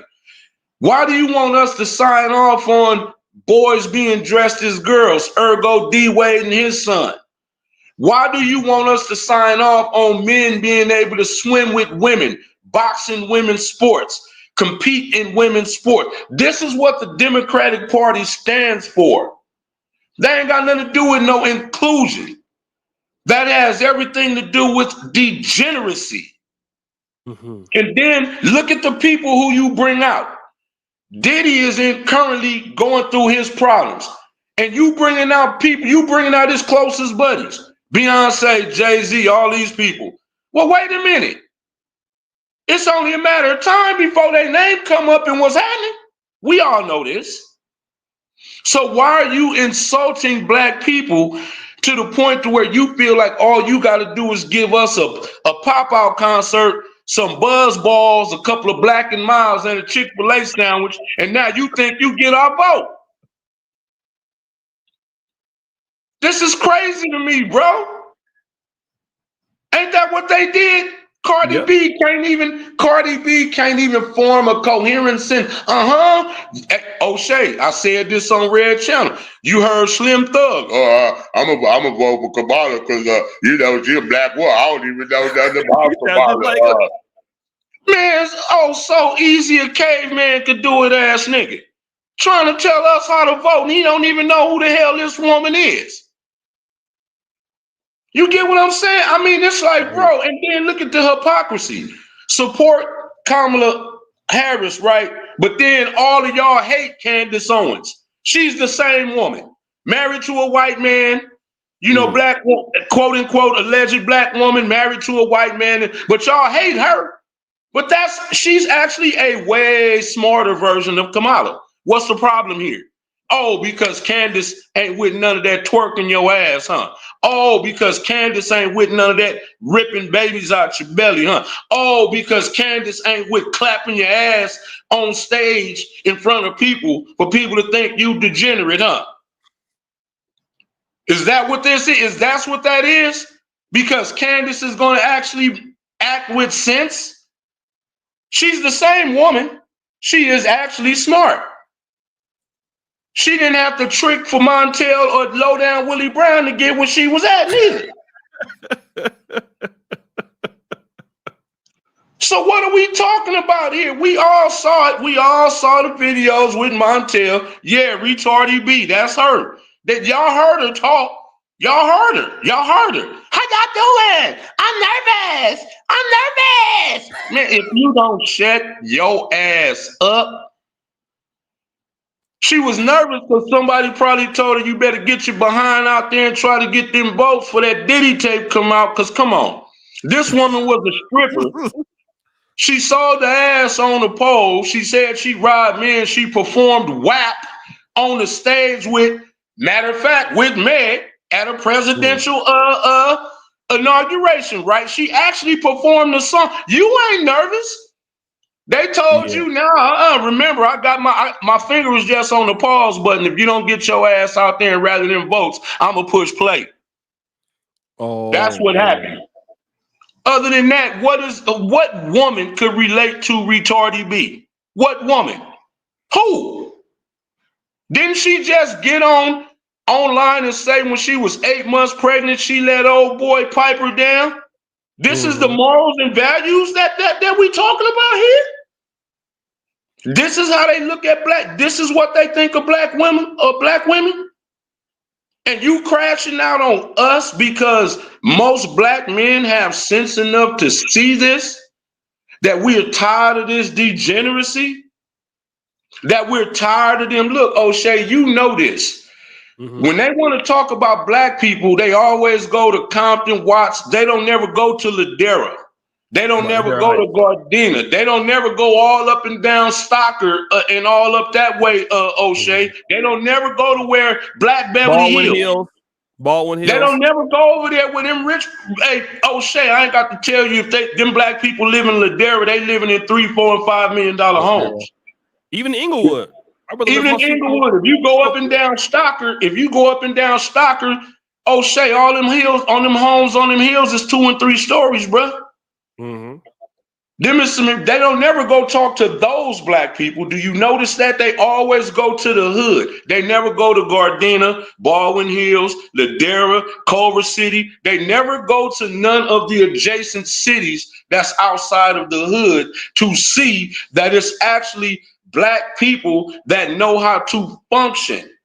We're talking about whole families who kids go to private schools, USC, UCLA, the whole thing. But every time they talk about black people, they give you Crip Mac on 5-5 Crib.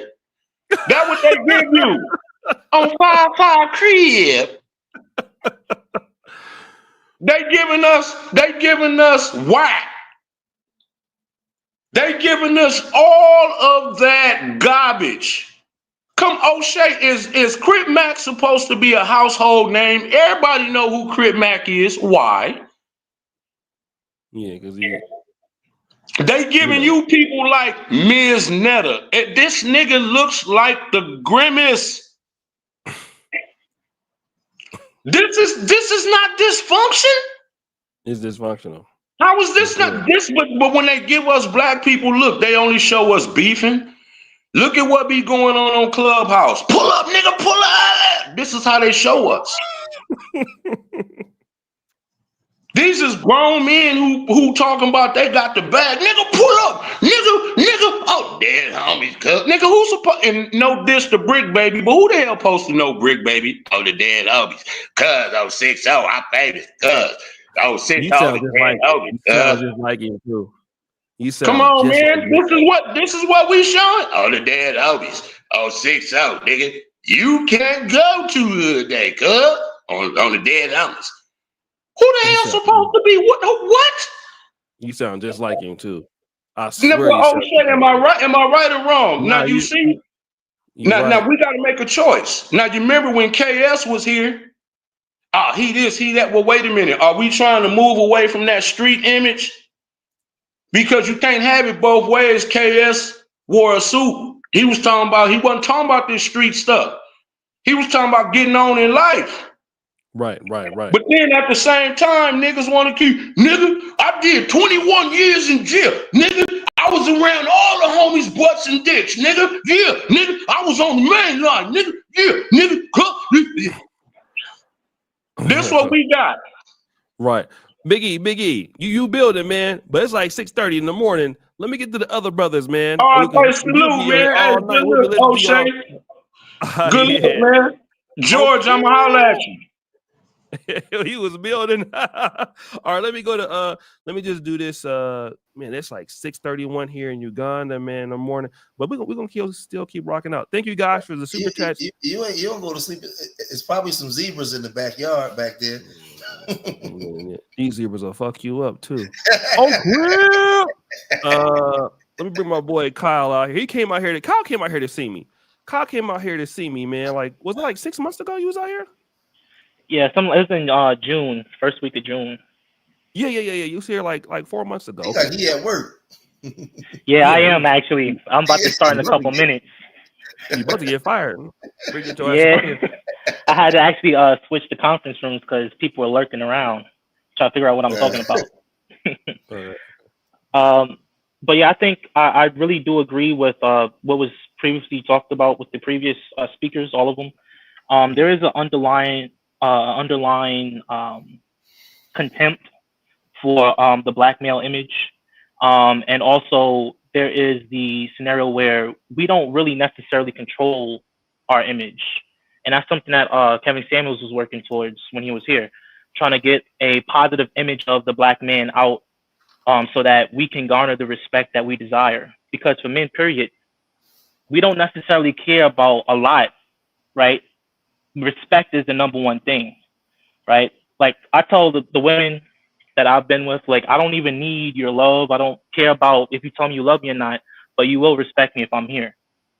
So when we look at what the Democratic Party was doing, they took, like the previous caller said, the dregs of society, like the very lowest of the low, and put that out front like that represents us. And the people who have some coots about themselves, they viewed what was going on. We saw that and we didn't like that. Like the previous caller talked about, you know, you got the booty shakers up there. They got the people who are talking about like an underlying contempt. Like, for example, they had Tyler Perry up there, just all of the celebrities. They didn't have any professionals up there. They didn't have any lawyers, any doctors, or any people that represented a different side of the black community. I mean, we had somebody up there talking about they were cooking collard greens in a bathtub. Black people don't do that stuff. And it shows how out of touch they are with our community. Like, how can you just sit up there and lie like that? You know what I'm saying?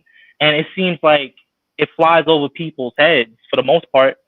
You know, so when we're looking at things like that, how do you teach people to respect you in business? You remove your money out of their pockets, right?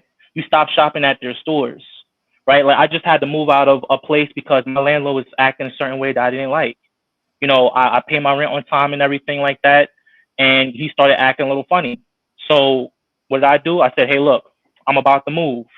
And when I said that, then all of a sudden he wanted to be really concerned about what's going on and stuff like that, right?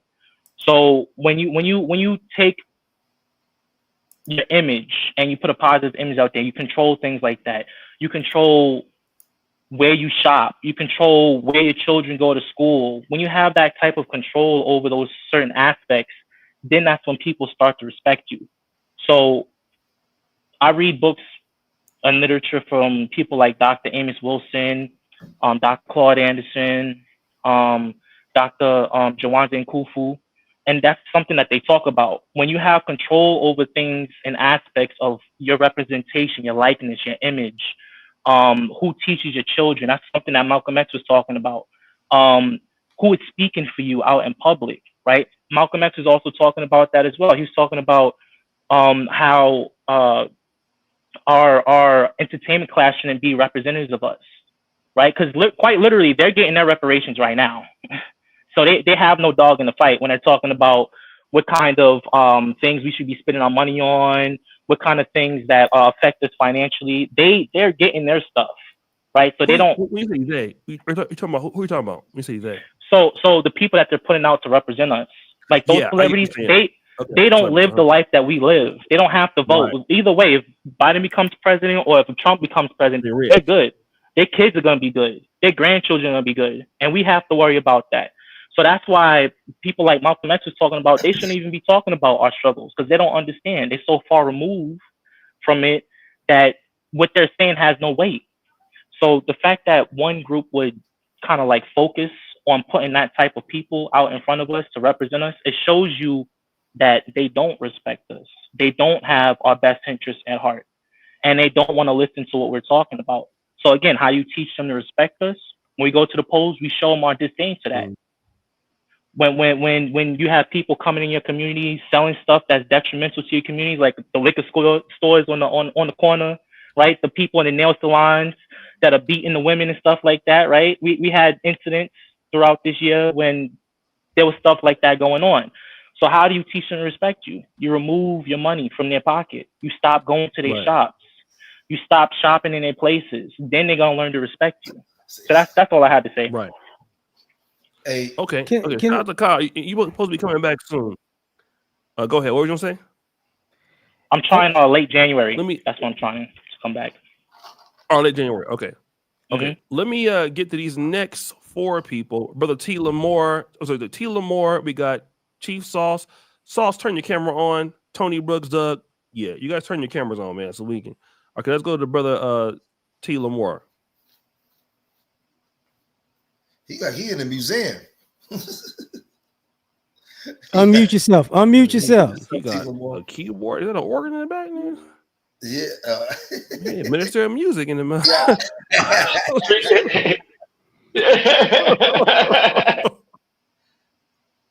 He done froze up. What's going on, play up? Man, y'all leave Judge Mathis brother alone, man. No, that's Percy. But man, look, Southside Houston, baby. Man, listen, his hairline on point. I'm not even gonna lie to you. That's Percy. That boy hairline is on point. He out there. He done got that artist the artist Gilmore had ever seen. He got that George Gervin almost. This is George Gervin. Man, come on, T. Lamore, man. What happened, bro? Hey, he got the 85. He got the 85 internet. 1985. He got that. He got that smile like you don't want to borrow. You don't want to loan that nigga no money. The way he looking. Would you like? Look at that still. Would you loan somebody like that? Somebody? Hell no, you ain't gonna never get it back until Jesus get off the cross. Like his name is Lonnie Jackson. Yeah, you ain't gonna never get it back, nigga. I already know. Nigga, it's mine now. Okay, brother Tony Brooks, what's going on? Hey, how y'all doing, man? What's going on? What's going on, brother Brooks? Man, hey, O'Shea, man, I want to tell you, one, I appreciate you. I watch you almost every day, me and my brother. So big shouts out to you, man. And the rest of you brothers too. Thank you for having me on the panel. So in regards to the crash out, man, I'm from Las Vegas, Nevada, business owner. I speak a lot to my local politicians, from my attorney generals to my assembly senators, play a huge part and role in contributions. And unfortunately, I've been a passport bro for almost 15 years. And damn. I decided that it's time for me to go ahead and move. So I moved to the Dominican Republic 3 months ago. And, you there now? Oh yeah, I'm here now, man. What city you in? What city you in? I'm in Cabarente right now, Puerto Plata. But I'm building my online business. So I'm gonna be moving to Santo Domingo here soon. Do you know Roland the Traveler? I don't. I've been here for about 3 months. So man, if you got some information, man, plug me in there, man. Plug me in. I'm gonna do an interview with him, but I heard his booty clapping it up. Anyway, go ahead. Go ahead. Go ahead, hey, they talking about that B4 movement. I was like, man, get on here. I don't do that. I nigga, right? You talk about some serious, and where the hoes at? But go ahead. The crash out. We supposed to focus on the crash out.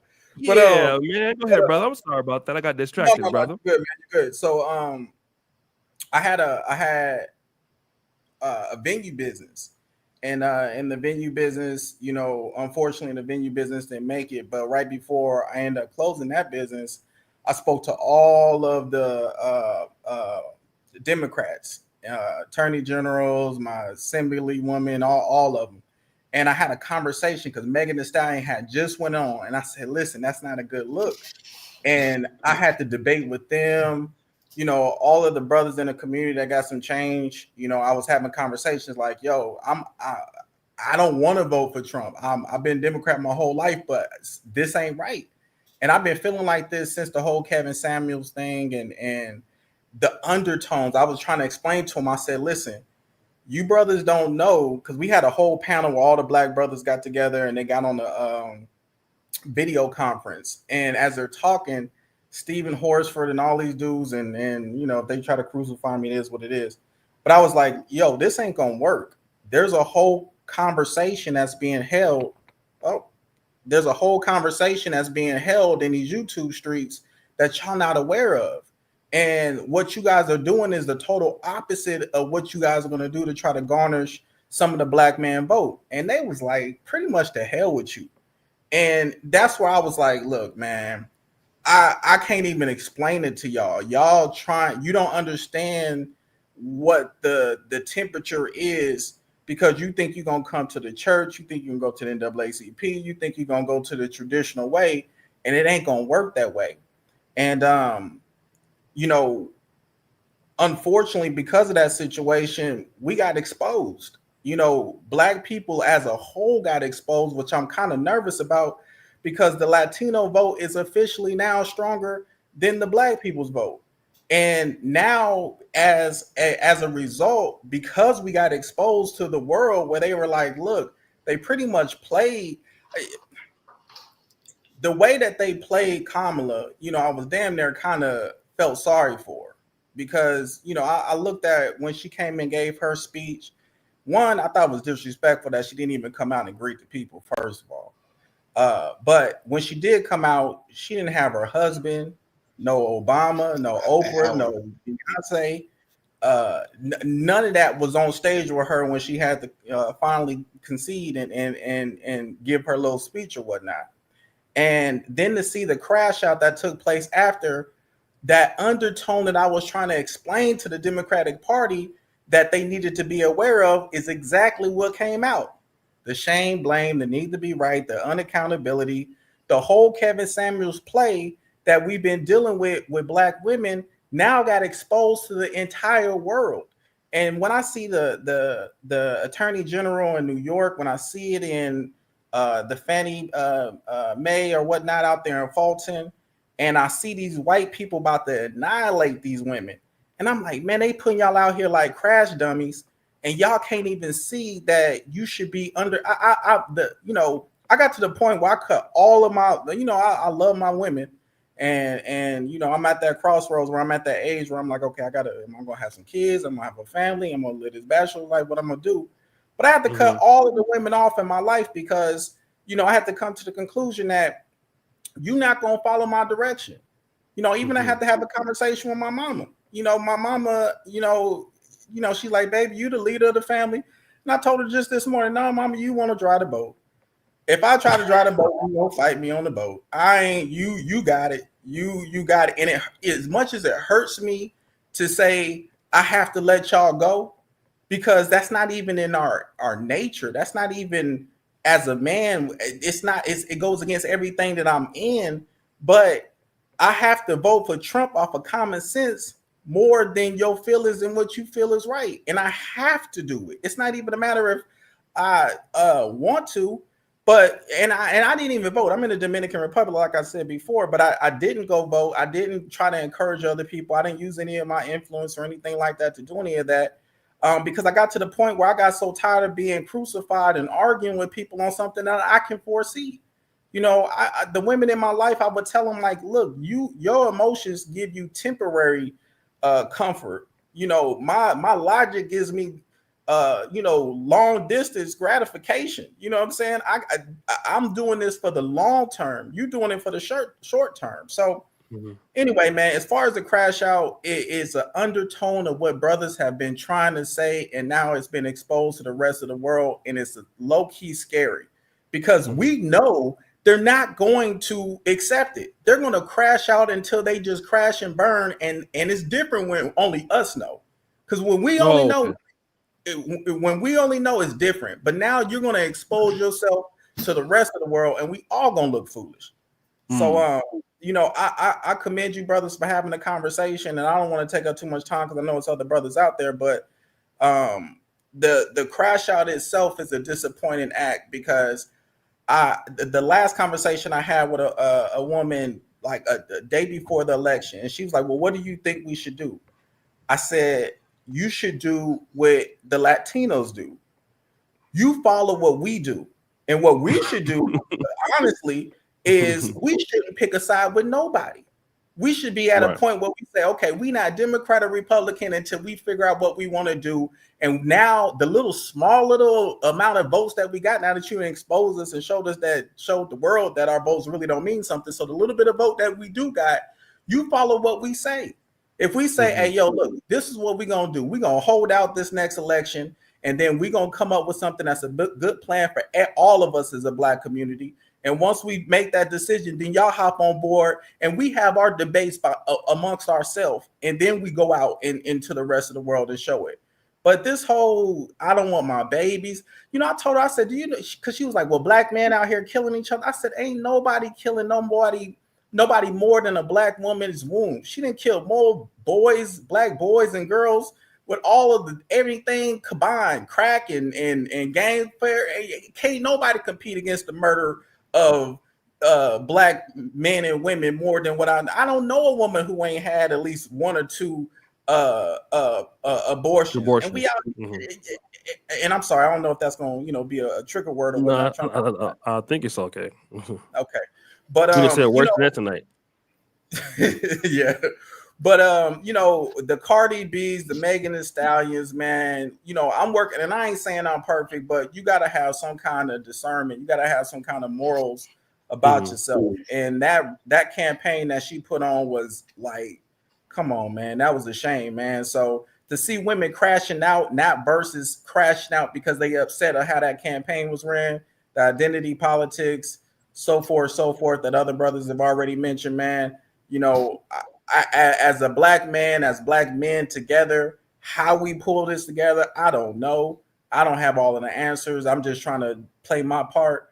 But we have to have our sisters be on the same page with us. They gotta trust us that we gonna run the ship. You know what I'm saying? Whether if we making $2 today or $4 tomorrow or $6 next week, you're gonna have to ride with us, man. You're gonna have to.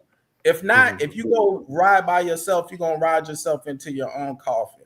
And then we ain't gonna be too much further behind. And a few of us, men and women, are gonna escape, but they're gonna like somebody, I think LAR mentioned before, we're gonna be on the island by ourselves, and once again our vote is gonna be less and less and less a factor in this political process. So thank you, brothers, again.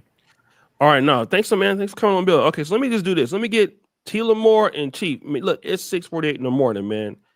Y'all gotta wrap this up. Okay, come on, brother. What's going on, player? All right, man.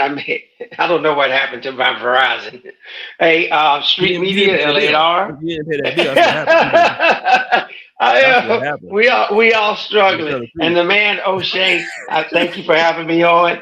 But black men are in a safer place, and that safe place, our women want to be. See, I don't know a woman's ways, but I do understand how they operate. Because I was born in the 60s. I watched my parents break up over nothing. Whoa. And my mom treat her boys like garbage. So throughout 4 decades, and I traveled the world, why would I go back? Everything that we're seeing right now with these young ladies, all tattooed up, weighing more than 2 of me, and walking around wanting me to come to them, why would I go back to them? It's nothing they could say. The Bible said they will come and beg for my name. I'm waiting for that day. Any one of y'all tell me, give me one good reason why I should say, oh, baby, I forgive you.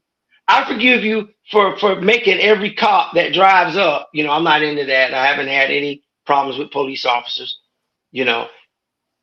Think that I'm garbage because all you say every day is that I'm garbage. And then to the point to where a white man could come out and call me garbage, and he the president. And you want me to have some sympathy or empathy for you? I had 5 sisters, one passed away. I think she had 12 babies, and she was on so many drugs, they had to sterilize her. So why give me one good reason if a sister can come out and give me a very valid reason why I have to take Pookie and Ray Ray's place and take care of all your bastard kids and give you a good name after you destroyed good young brothers? I had to rebuild my life listening to O'Shea. He don't know that. He know it now. Coming out of a 23-year marriage with a black lady. Black women don't even look at me. I'm kind of corny. I speak different. But white women easily walk up to me, hello, how you doing? My name is. Make it make sense. And now they gave every woman an opportunity, and they look at us now like, oh, they women don't want them. And look, they got their own houses, they got their own cars, they travel. Some of them are retired. I'm retired. They hang out with us. So these sisters, they're going to have to really, really make amends with following an Indian woman, pretending to be black, and then crashing out on us like that. And I know it's early in the morning, O'Shea. I just want to say hello to you. Street Media, LAR, you guys are brilliant, man. You make an old man proud. I know you got to wrap this up. Thank you for bringing me back after I froze up like I was in the Antarctic. But you got to pay that bill. Stop pay it! that prepaid. You got to go to the gas station, get one of the refill cards, and then get that coin, and then scratch on the back and put that code in there. Okay, you know how it works. I know how it works. I like you, man. I like you. You keep me laughing. Thank you, man. I appreciate the time. All right. You guys have a blessed night. Oh, sorry. Sorry. Go ahead, brother. All right, peace. No, I just. Let me say something again. What you say?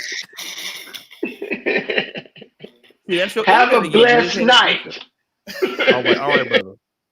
Y'all gotta pay y'all bills, get them prepaids. Okay, brother, Chief Officer, Chief Sauce. You can't see him. CSO. Man, where your camera at, bro? You got a flip phone? I'm in the trenches, so my camera doesn't work. He in Africa somewhere. Yeah. No, I'm African anyway. I'm Nigerian. You Nigerian? Okay. You in Nigeria? Okay, what's going on, Nigeria? Yes. I just want to say good morning to O'Shea, LAR Movement, Street Media TV. Thank you guys for making this happen. These are conversations that we should be having on a daily basis for education, of course. Now, what I wanted to talk about is basically, I still don't see the reason why the Black community still votes blue. Okay, and the reason why I'm saying this is because every single time the Black community has voted blue for how many years now? Maybe 50 to 60 years, nothing has happened. And we keep telling, you guys keep telling your officials, this is what we want, but they never listen to you guys. Okay, now I'll give you an example. Kamala was installed into power to run without 0 votes, right? She didn't go through a primary. She didn't get any votes back in 2019. She didn't get any votes in 2024. And she was the presidential nominee. Now, for you to be the president of the free world, I think you should be able to compete with people that you don't agree with, right? And that's the way you can be able to stand out from different people. Let's say when you're talking about policies and so much more. Now, someone like Kamala Harris cannot run on policies. She can only run on identity politics. I'm Black, pretending to be Black, and of course I'm a woman. That's it, nothing else. And maybe let's say abortion. That's the only thing she could run on. Now, she has already promised that she's going to fix the economy, for example. She's going to fix the economy, and she got what, $1 billion in donations. And by the time the campaign was over, she's in a deficit of $20 million. How is this person supposed to fix an economy with $1 billion in donations and be in deficit of 20 million after the campaign? It makes no sense. Wow. It makes absolutely no sense. Do you understand? And what other one thing I talk to Kamala supporters about is when I want to shut them up is I ask one simple question. Give me 5 policies of Kamala that you like that's going to affect you personally. Everyone runs helter-skelter. Every single time I ask this question, they can never answer this simple question. Now, she has gone to take all the A-list celebrities, brought Beyonce to perform twice, which she didn't do. She lied about that. She brought Meg Thee Stallion to twerk. That did not work. Then she brought what's this 10-year-old boy's name, Glorilla, to perform. That did not work. He called him a 10-year-old boy. Like this is not what the black community wants. This is not what they want. They want unemployment to be reduced. They want to keep their money in their pockets. They want to be able to buy a house someday, be able to save. Interest rates should be lower. Gas prices should be lower.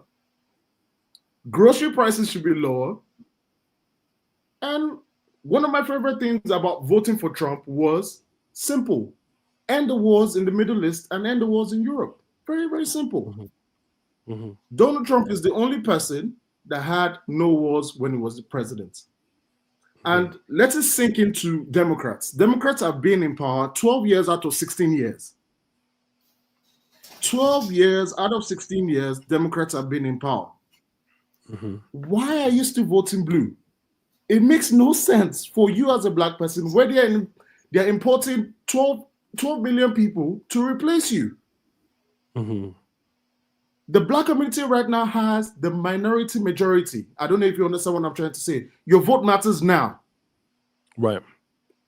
Do you understand? Now, when they import voters, they replace you. You now go down from minority majority to minority minority. They won't ask you for your help anymore. Mm-hmm. So all the twerking and everything, bam, gone. They won't have to do that for you guys anymore. It's true. And they don't do it for nobody. The Latino community. Let me just cut you off real quick. They don't do it to other communities. Yeah, even Amber Rose on the Republican Party, she was nothing like she was before with the Democrats. Oh, she no, was like, they don't play that. Thank you very much. Yeah.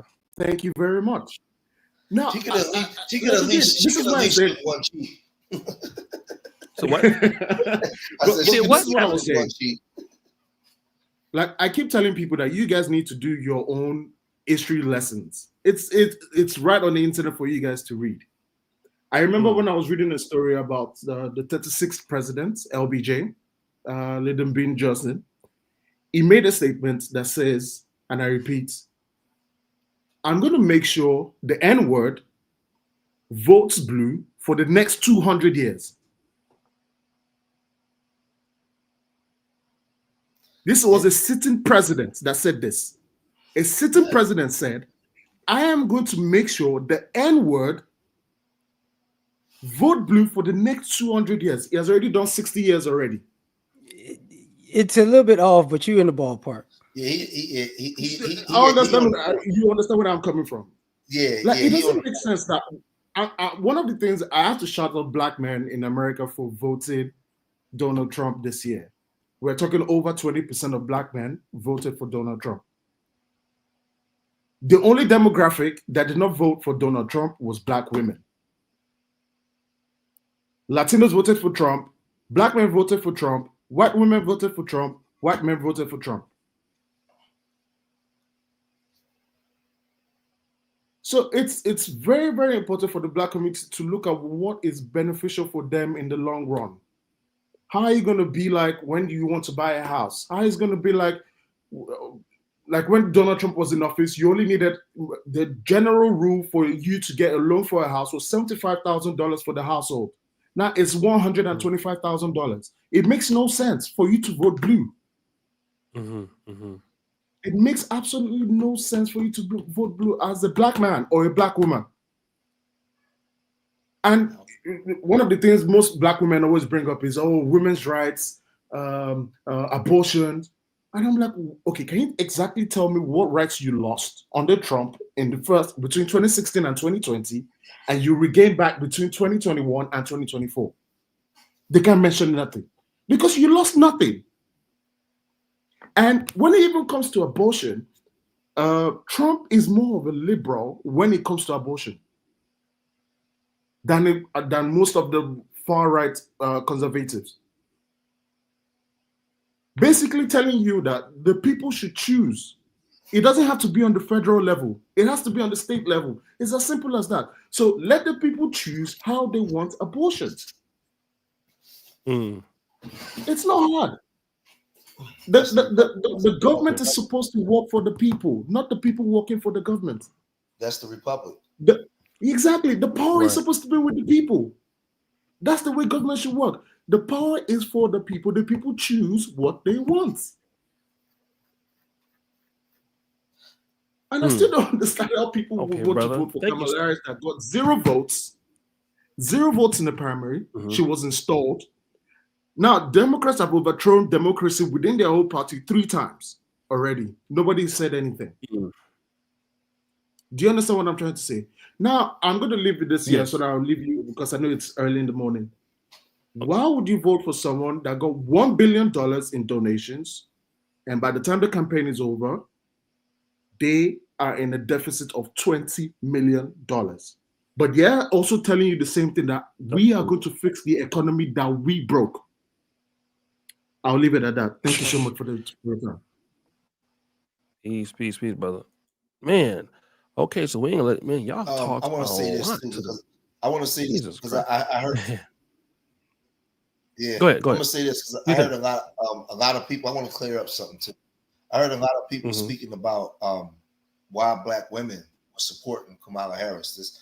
There's one thing that we're leaving out big time, and if I tell a lot, because a lot of men be angry when they see the behavior of our women. I tell men, stop being so emotional. Take the emotion out of it. Just use your intellect and watch them. Just watch what they do.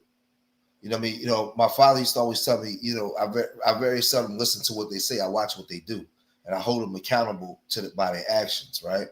This is the thing. Kamala represented, because even though we know that she was Indian, they conditioned a lot of our women to make her believe she was a Black woman. So they was voting for the symbology of it.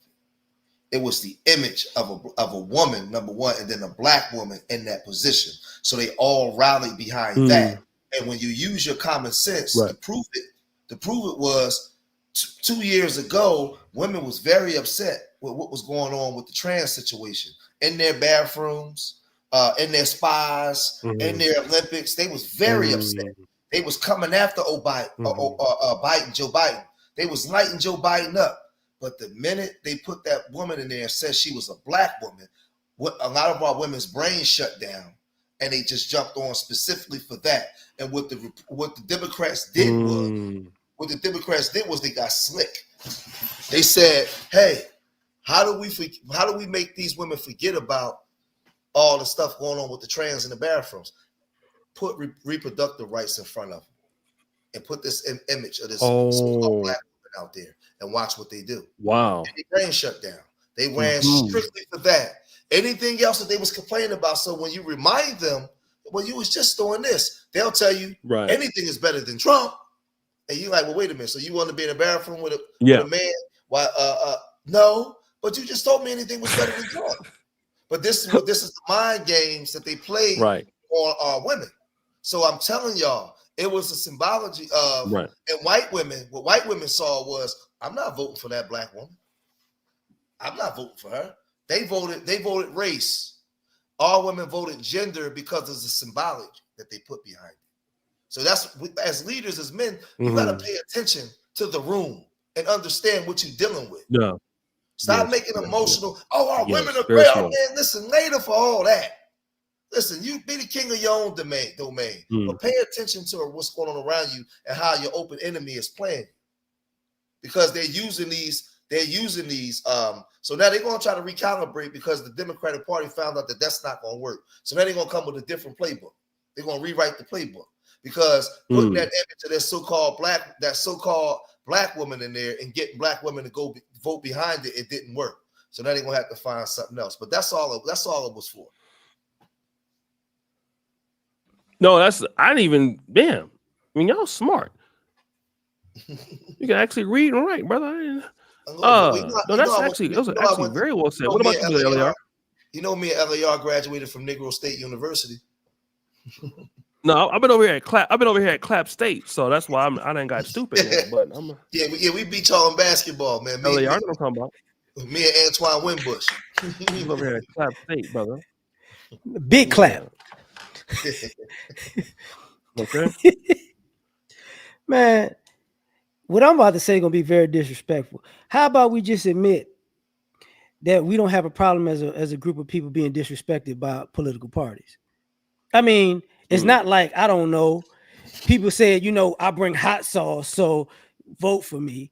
It's not like people said, you know, oh, you, you know, I mean, hot sauce.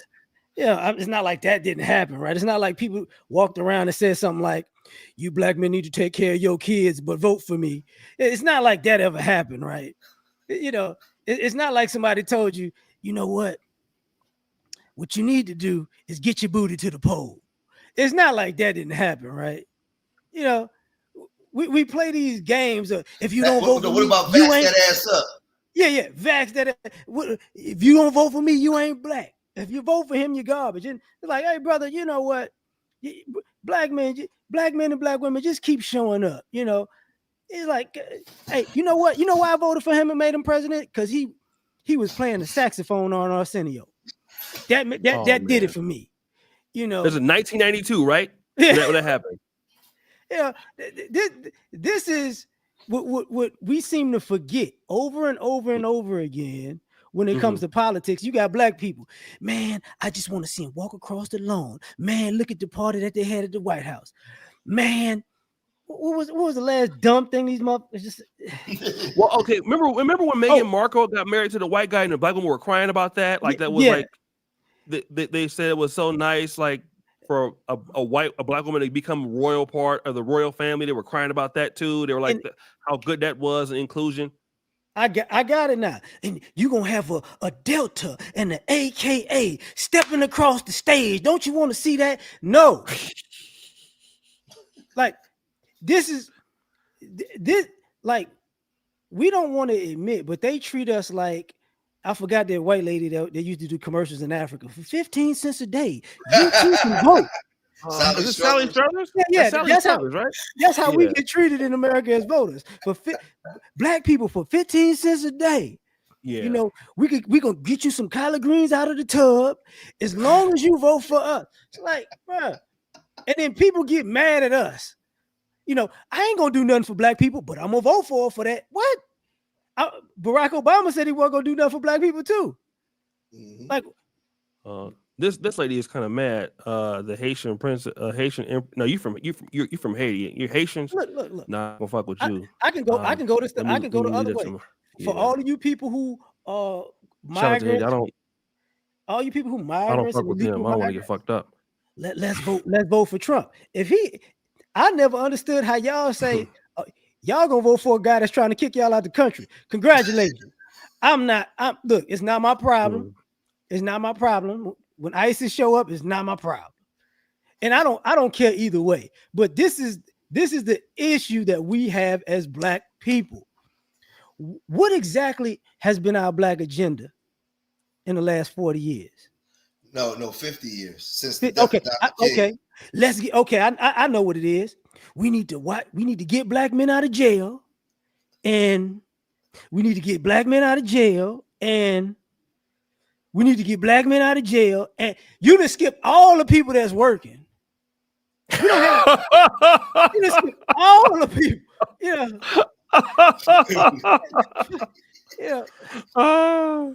That's true. So it's like, hey, bro, like, what are we talking about? We need to let the drug laws, bruh. Just like the brother said earlier, y'all treat black politics like all of Black America is Cash Money Records. Like all we need is some weed, some women, a little bit of Hennessy, and some rims. We good. It's like, and then let me just say this. I want to because like, even when you come in, you've been to Uganda before, but like, when I was in Tanzania before, I'm just wanted to build on that because you said it. In Tanzania they speak a lot of Swahili, so it wasn't, like in Kenya or Uganda or whatever. So the guy that was taking me around, the lady that was with me, she was like, I went to a restaurant and he was like, yeah, this guy's from America talking about me, and she was like, oh, we're like, where is this gun? You know what I mean? And in that particular branding that we have as African Americans, it follows us wherever we go. Like even you come to Africa, Many people just don't believe that most black people are hardworking people or college educated people or tax-paying people. They think that we're like little dirt. And what is sad is the Democratic Party, who, I mean, you have to say they have the majority of the black intelligentsia. You know, they have all the academics. They have Cornel West. They have Michael Eric Dyson. You know, they have all the universities, all the HBCUs are all blue, Democratic. You know, almost everybody is. That's all the black churches, National Baptist, Church of God in Christ, the AME. All of those are, you know, are within the Democratic Party. And despite having all of that intelligentsia and intellectual power that they have, you're right. They just continue to show what is the minority in Black America, which is, you know, and then when you look at who they're trying to help, it's never to help. And then, like, you know, I was watching this other guy. He was talking about that the Democratic Party serves 76% of people, the elderly, gays, women, minorities. But when it comes to younger men, I'm not sure about middle-aged men either. People our age, we're just not included in that unless you have a problem. And that just goes to say that, hey, the Democratic Party only wants people that need them. And that's why we're talking to the majority of the, you know, and even if you're like intelligent, and I want to say this now, I'll give it back. We have you know, we kind of have a lot of success guilt in Black America. And most of us, if we're doing well, you know, we kind of got to feel sorry for the people that are not doing so well or not doing the right thing. So we feel like we have to speak on the behalf of, you know, those who are in the prison population, those who get shot by the police. Even though it happens, it's always, you know, it's bad to get shot by the police. But this is kind of where we are. And when you see the other groups, when they go talk to the Latinos, that's not the case. The Asians, not the case. You know, they approach them completely different. So what you're saying is true, because wherever you go, you get hit with that. Oh, so, you know, kind of like Africans back in the day, like, oh, do you have lions at your house? When, you know, do you have a kangaroo or whatever, you know, a giraffe there? It's the same thing with us. Like, oh, how many bodies you got? Or, you know what I mean? You know, people don't really look at you as a person that you're intelligent, your family's intelligent, you went to college. That's not how a lot of, you know, that's our brand. That's our brand image where we go in the world. That's what people don't know that. Not all the time, but it's not uncommon that you hear those questions about you. And the Democrats, they just keep it going, you know? Well, the sad part is, I want to segue back to this way real quick. When you look at the Republicans and what the Republicans want to do and what they want to implement now, with their plans going forward, and the way that the Democrats are operating with their immigration policies, their liftoff programs, these are things that they want more federal government involved to basically take care of the people as if they're children. The problem that you have is, when we understand the history, and LAR appreciate this, the reason why Black women are the way that they are and why they vote so much historically came from Black men.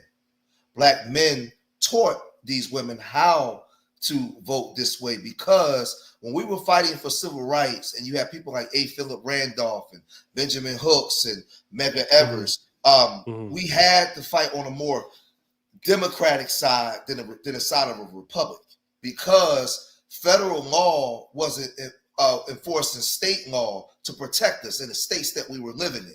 So we were living in Arkansas and places like that. We had to call on the federal government, which would be under the Democratic perspective, more government to come in and give us protections from state. So what happens is the underlying, very good point, where people don't understand. You heard what you heard was the slogan was, or the talking points was, don't go back. Don't let them take away your democracy. Now, one would ask, well, what did that mean? That meant that we want to send it back to the state. So the church, the Black church, and a lot of these pastors and leaders, especially the elders, understand what that means. But this is the thing, I'm gonna sit up for this. Yeah, great point. The states are still racist. But I blame you Black elders for this, because you knew this. A lot of you Black elders in your 70s and 80s that's been a part of that Black caucus, that's been a part of that Black church, You knew this and you saw it coming. Why weren't you at the forefront of that Democratic Party, making sure that they steer the ship in the right direction instead of having Mr. Booty Hole, man, Luke, out in the forefront? Why didn't you have all the black intelligentsia out speaking? See, I don't expect these races to change. They're going to be who they always been. If you can identify and pinpoint a problem, then why didn't you handle this in a different way? See, and this is the issue. So I'm telling you, it's not me simply for black women, it's that I'm educated. I understand how this thing operates. So since we came out of slavery, the reason why we went over and have a more so-called democratic way of thinking, because we've been conditioned to rely on the government for protections. And with that, what they said was, we're going to give you programs and just spoon feed you and keep you as a child. So welfare is supposed to be for X amount of time, but you stay on it for 30 years. Oh, that's cool, because we don't want you to come off of it anyway. The Republicans are saying, man, send all that crap back to the state, because they already know what the state going to do. And so now what happens is, because the Democratic Party and the Black Caucus and the black community never had a plan, when the white man got back up on his horse and said, we're going to send it all back to the state, now you see everybody panicking. So what they did, they fear-mongered black women that don't have the education. This is the problem. And this comes from powerful black men on top and black women that failed the community to actually have a plan of action to do something. So I just want y'all to understand, for the 530 people here watching, when you understand the history, right? Some will say, well, we started off as Republicans, but we didn't. We had to have our own Republican Party because they were racist. They didn't want us to be a part of their party. We've always been fighting. We always been scrounging. But I'm telling you, the federal government, we had to rely on the federal government to help us, because the states of Georgia, Arkansas, Alabama, Mississippi, Louisiana, Texas, Virginia was allowing black people to be slaughtered. Yes, even up Mississippi. north, Chicago. That's definitely true. So this is where you have 7 generations of us relying on government and not understanding civics or how to protect ourselves. So now what happened was, these elite blacks conditioned black women to be afraid. Because at 2 years ago, black women were screaming at the Democratic Party. Then all of a sudden it switched. Oh, we're going to send all that back to the state. You want to send it back to the state? They already know what the state going to do. Oh, y'all what is the state going to do? Like used to. That's a wrap. Because the state is going to tell you no. Grow up. Right. They can't hang you like they used to, but they can do a whole bunch of other stuff in them courtrooms with a pen. And you're not going to be under the protection of the federal government if you allow it to go back to the state with less government involvement. So so this is where this is why they was telling you, oh, you going backwards. Oh, you going back. You going back. And I'm sitting there watching like, have you read anything? Explain to me how we're going back. Now I understand what they mean when they say it, but they just quoting slogans. They don't know why they're saying it. I understand where it comes from. Go ahead, Elliot. No, you educated me just now on a lot. Yeah, go ahead. Taking what you just said, I'm gonna just be blunt and say this: for all you black folks who think about politics, whether it be Democrat or Republican, understand your black politicians for the last 40 years been pussy. They ain't you can get mad at Trump right now. You can get mad at Kamala. You can get mad at both sides of the party. Ask yourself one simple question: when's the last time you seen a black politician fight for Black America? Yep. See that's what y'all don't. Yeah, the Congressional Black Caucus. You know what they doing? Buying hoes in DC. That's what they doing. What about the senators? The senators on both sides, the representatives on both sides. What are they doing? Nothing. So when you're concerned about these presidential elections, it doesn't dawn on you that, damn, when's the last time I seen a black man or black woman say, this is what we need? You know, this is why they have entertainers and athletes speaking for us, because they're the only ones that'll speak to the damn nation.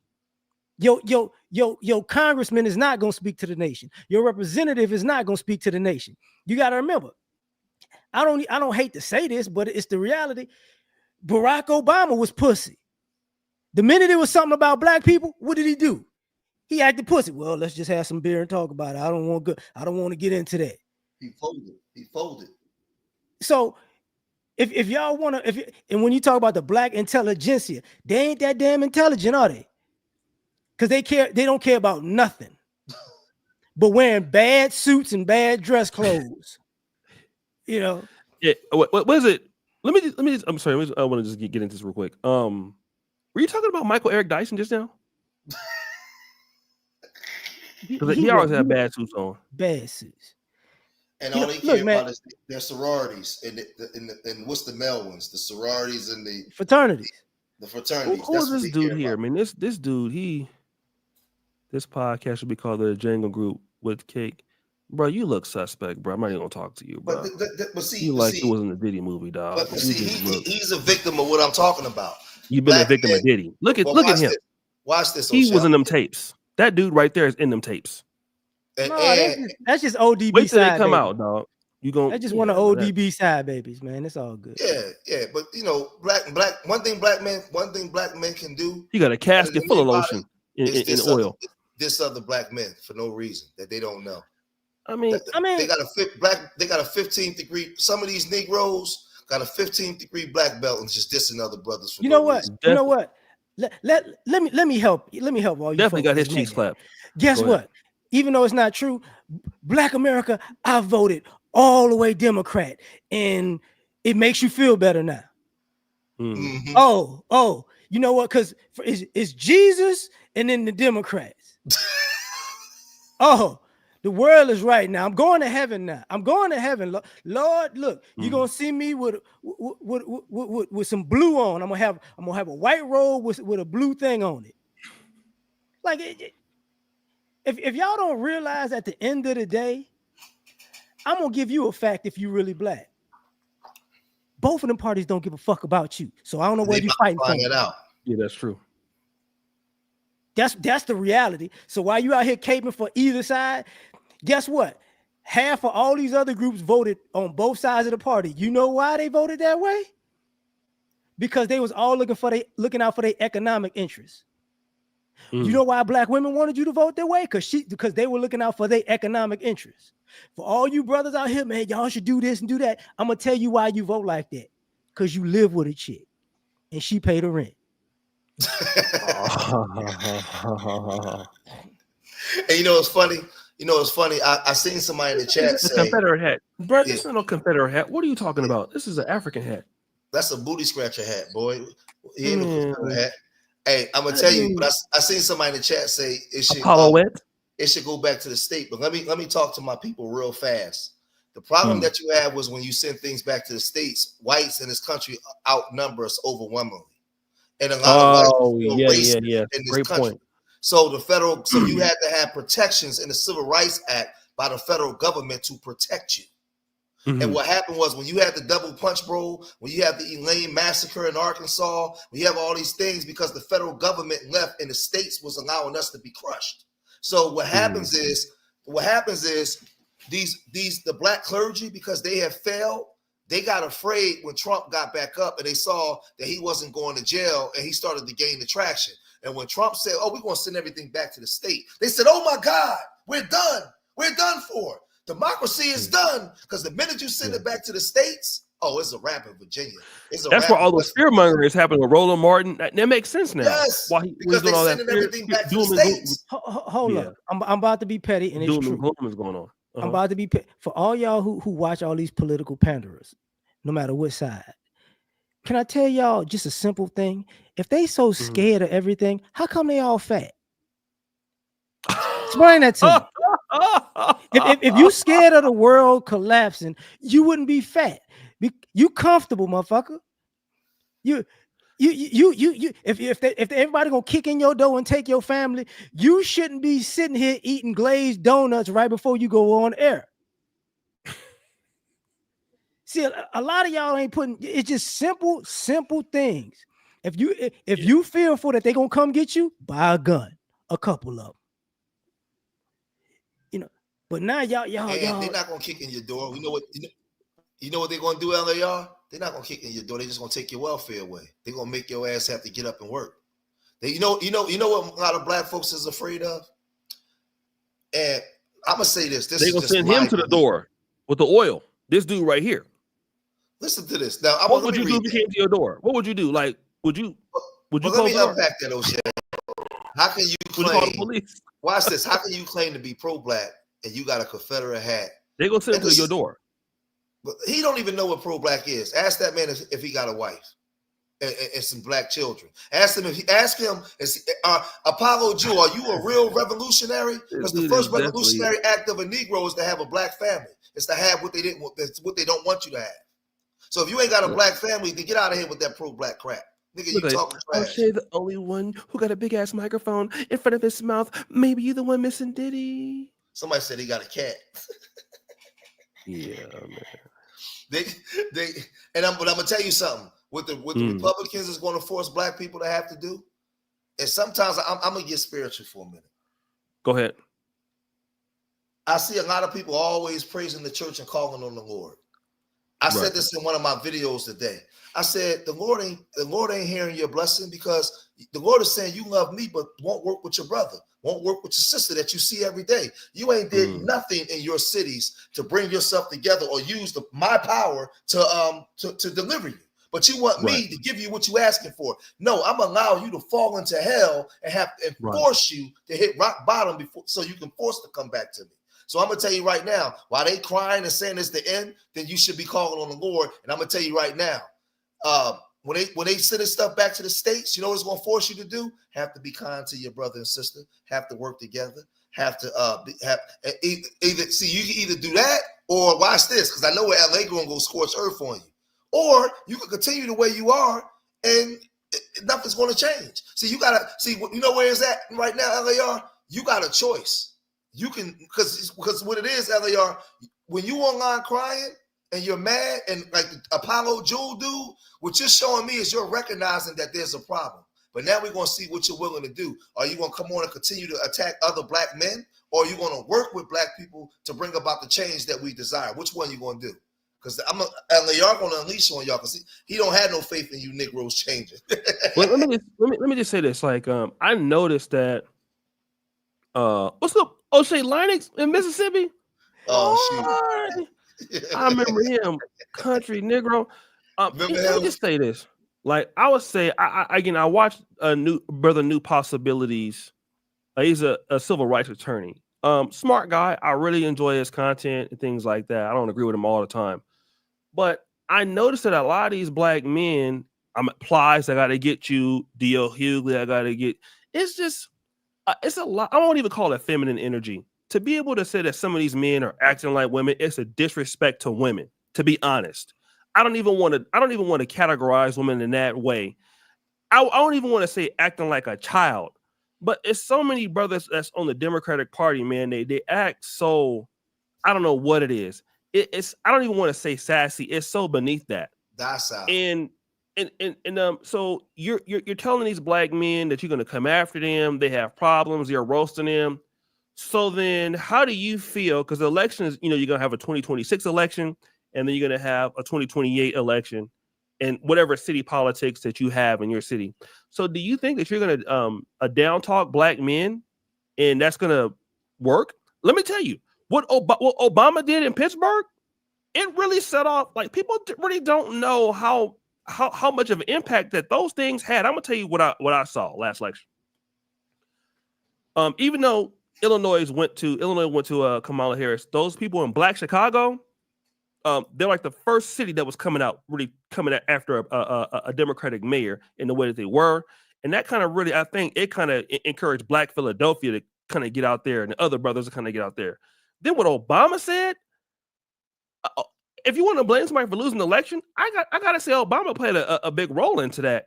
So if you guys think that you're gonna do this and you're gonna get black men to come vote for you, again, as smart as some of you guys are, you're just stupid because men don't want to be talked to like that. Okay, so we messed up as a party. What the Democratic Party should say is this: we blew an opportunity. We lost the House, lost the Senate. Okay, we lost the election. We lost 2 of the last 3. Okay.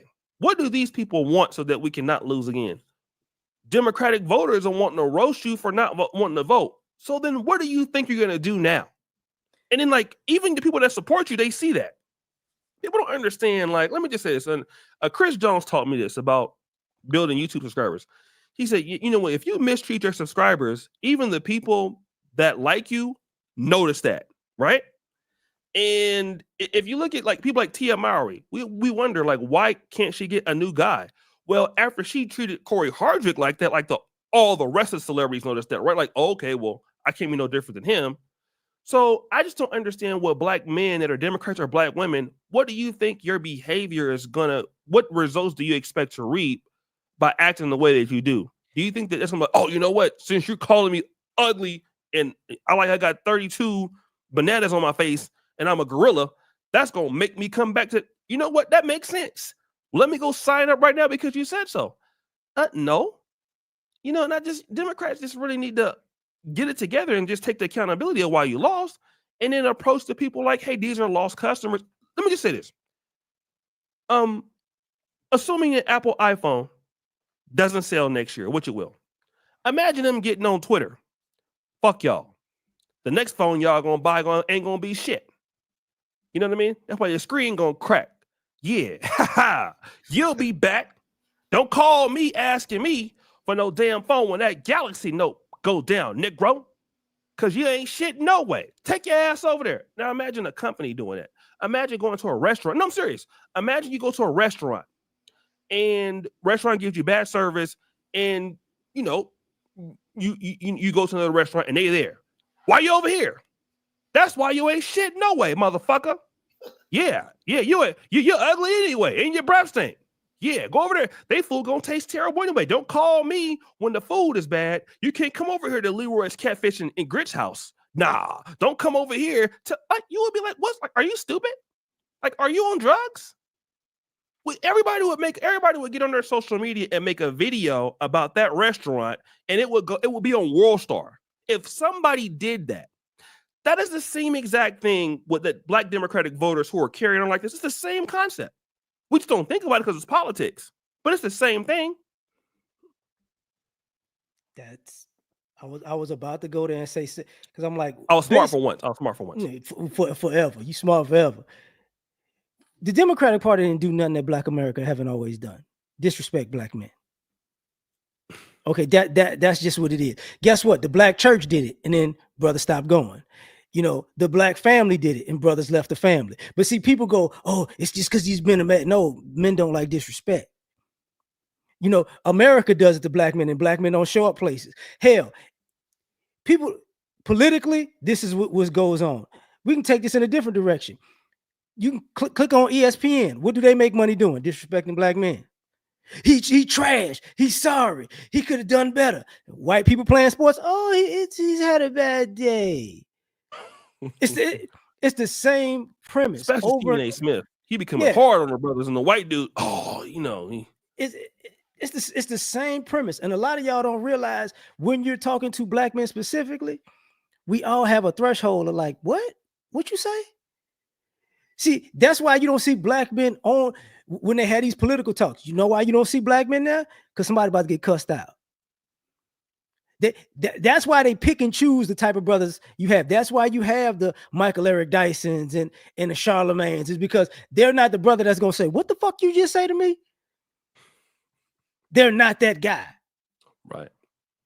Same thing with the ladies. The ladies do it all the time. You brothers ain't shit. Wait, what? Right.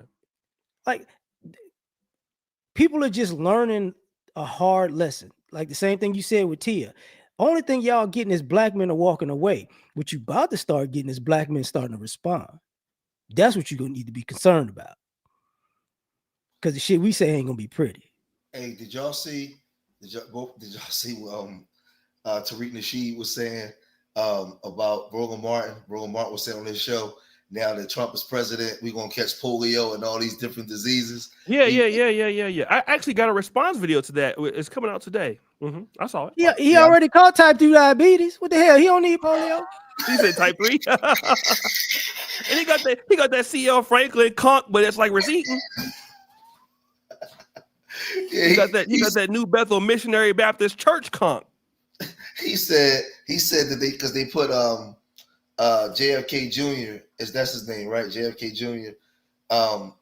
They put him in there over medicine or something, and he's an anti-vaxxer. So they were saying we gonna have polio and all. Man, I'm about to grip the shit out of O'Shea and light his ass up. And again, like Roland Martin, let me just say, I'm not trying to be really roasting Roland or even the other guy, New Possibilities. Both of these are, guys are intelligent guys. And it's sad to see the intelligence deficit in Black politics, because it is clear as day. Like for me, and I know we're getting back to the basics here. Roland Martin, you lost not only with Blacks, every group you lost. This was like across the board. You know what I mean? It wasn't just it was across the board. What up, Big Mike? You lost the Senate, you lost the House, you lost every swing state. And then your response is, well, we didn't do anything wrong. It's your issue. And do you know that Joe Biden will go down as the worst president in the history of the United States? I believe, besides like Warren G. Harding. Something like that. So 41%. This like in Trump.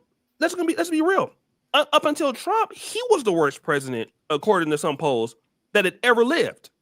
Then Biden was worse than him. So how bad? So you have the worst president ever against the second worst president ever in history, and you lose to that with $1 billion. So how do you beat? I mean, to me, it was so easy for the Democrats. They had everything going for them. You got all the celebrities, all of the money, and this is the guy that is the most hated man in America. And you still lose. And why don't you ever say it's something that we're not doing? He doesn't believe the Democrats are doing anything wrong. And so, what else we heard, O'Shea? We heard that Jill Biden wore a red shirt to the I guess her speech, her concession speech. Jill Biden had a red shirt. Yeah, they probably boasting now. Joe Biden, didn't he put on a Make America Great Again hat on accident or something like that? What did he do? Well, they said he was bitter. He was mad at them because they pushed him out, and the wife was talking trash. Yeah, he would have got dusted too. Man. And they're blaming Joe Biden for them losing it. You know that now everybody's blaming Joe Biden like he didn't step aside quick enough. Man. He's the reason why Kamala lost. They're having a big implosion right now. Okay, let's do it. Let's do it. Build it up. Fuck it. So, first of all, Black people act like if you vote Republican, you voting for the racists, as if the Democratic Party ain't full of white people. So basically what you're telling me is the Republican Party is the racist white people, and the Democratic white people is the stupid white people, because they lost to the racist white people. So you would rather be a fan of the stupid white people that's racist than the racist white people that's winning. Okay, fine. Here's your number one dilemma out of all of this shit. Mm-hmm. They're both white people. Right. So they didn't know that though. Like, what the fuck? You know what? Let's just say Joe Biden, he old, he decrepit, he's senile. Shit, Trump, 78 years old. Trump is not your problem. JD Vance is your problem. Yes. Oh my God. That's your problem. He's a huckleberry. That dude crazy, man. He one of the good old boys. You can't y'all can't. We're voting for. Let me tell you how we basically voting for people. You got one person is Tom Brady to y'all, the other was Peyton Manning. That's pretty much how we voting. I like Tom Brady more than I like Peyton Manning. Mm-hmm, mm-hmm. So at the end of the day, this is a popularity contest. You know why Kamala Harris? Yeah. That's really her. I think so. Is that really you? If you need to get into my inbox, I don't. That's his new boo. That's his new boo. Nicole, email me. Let me see.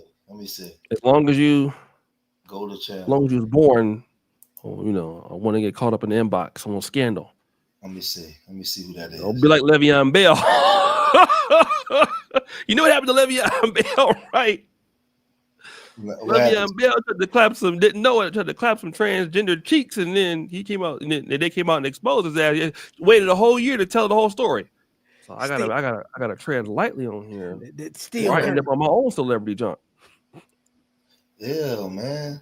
End up on Willie D channel or something, man. Hey man, Look, first, now you can't get mad at Le'Veon. He's a Democratic voter. Hey, let me ask y'all. Let me ask y'all a question. Make him, man. He team red now. So let me ask y'all a question because they talking about the cabinet. They saying they want to put Herschel Walker in the cabinet, right? And you know he's a goddamn buffoon idiot. Yeah, he's right. definitely. But let me ask y'all a question. Do y'all really think? Because I have my opinion, but I want to get y'all's. Do y'all really twofold question? Do y'all really think, number one, Trump is going to do mass the deportations, and number two, do you think it's even possible for him to be able to do it like that? These mass deportations that they claim that they said real quick, Eliar, before you go, that they said that they was going to do the same thing in 1980, and they never did it. During that 1980, we had the largest influx of immigrants in the history of America, that 12 million came in. They said, was it Reagan said, yeah, we're going to kick them out. Man, Reagan ain't. Listen, more came over when Reagan came. They didn't kick out nothing. So I'm asking you guys, do you think, because they running the same playbook, you think he's going to kick them out? Well, go ahead, LAR. I think Trump finna be extra petty and get back at everybody that fucked him over. And while y'all worried about that scandal, his cabinet gonna do all the dirty work. That's what I think. Did you know that the New York State attorney, that the lady, he already called her? I saw a clip where the girl, it was like, yo, you better trip with your fat ass, something like that. I'm like, oh shit, they going hard. I really don't know, man.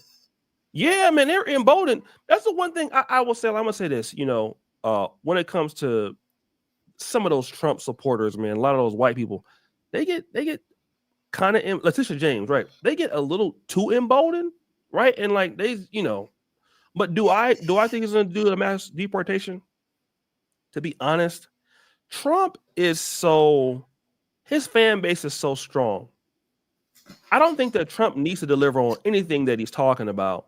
Thank you. And just talk about it, and and people are gonna like it. Trump, like I've never seen somebody have a fan base like him ever. And his fan base is stronger than LeBron's. I mean, it's stronger than he got a Dallas Cowboys. Him and the Dallas Cowboys, they got the same. He got a stronger fan base than the Raider fan base, and the Raider fan base, as I've never seen anything like it. The Raider fan base could total your car out, like your car will be moving like this. You know what I mean?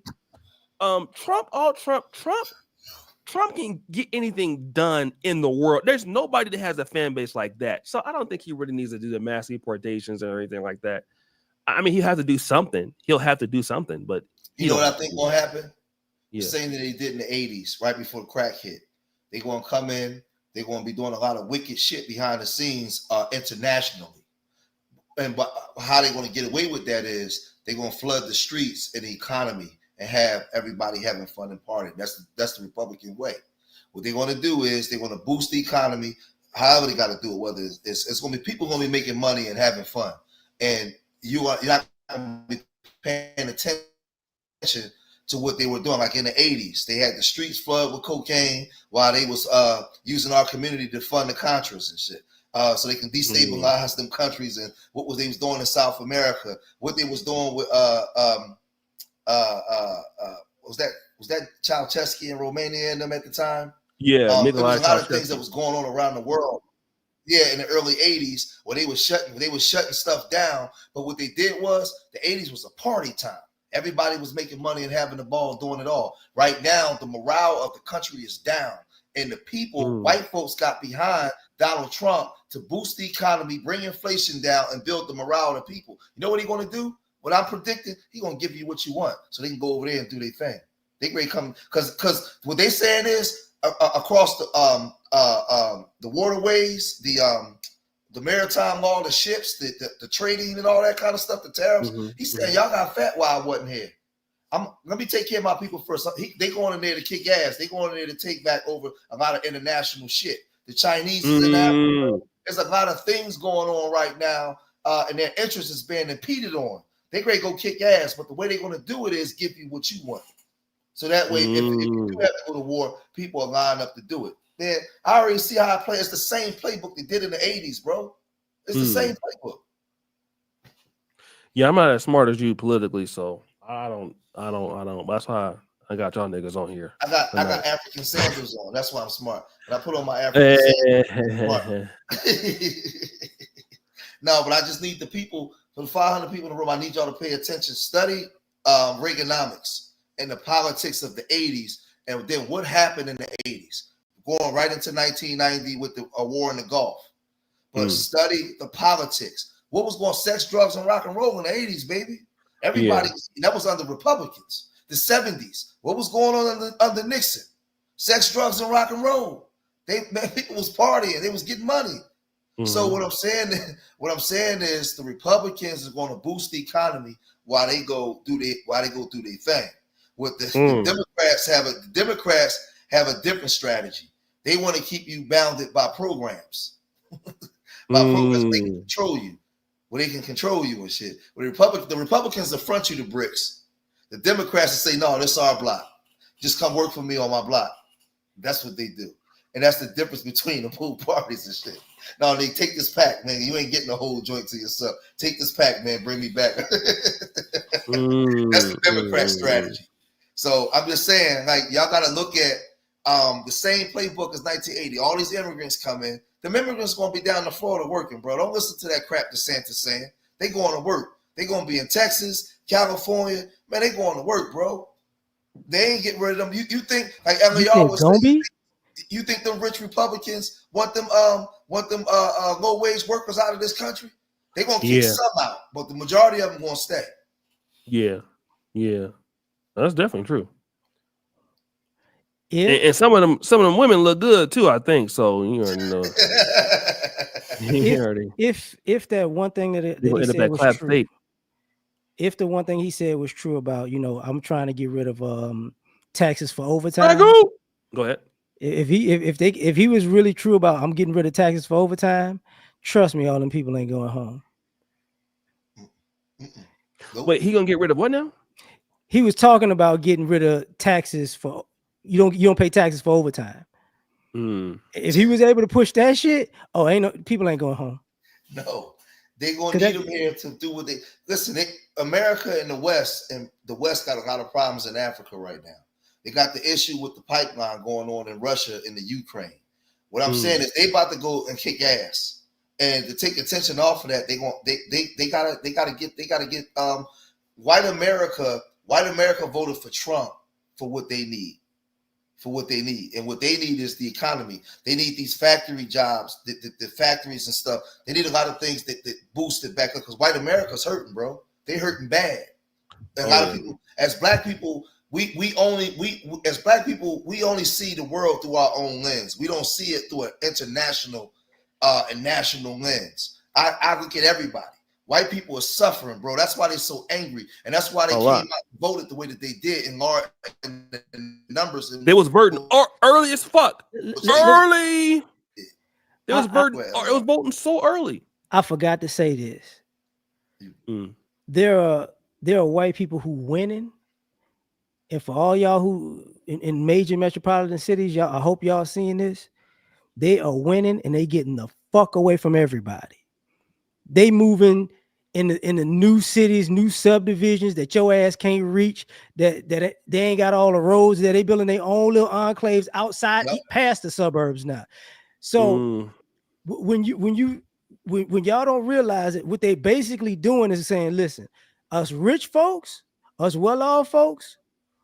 We gonna let y'all have all that other shit over there.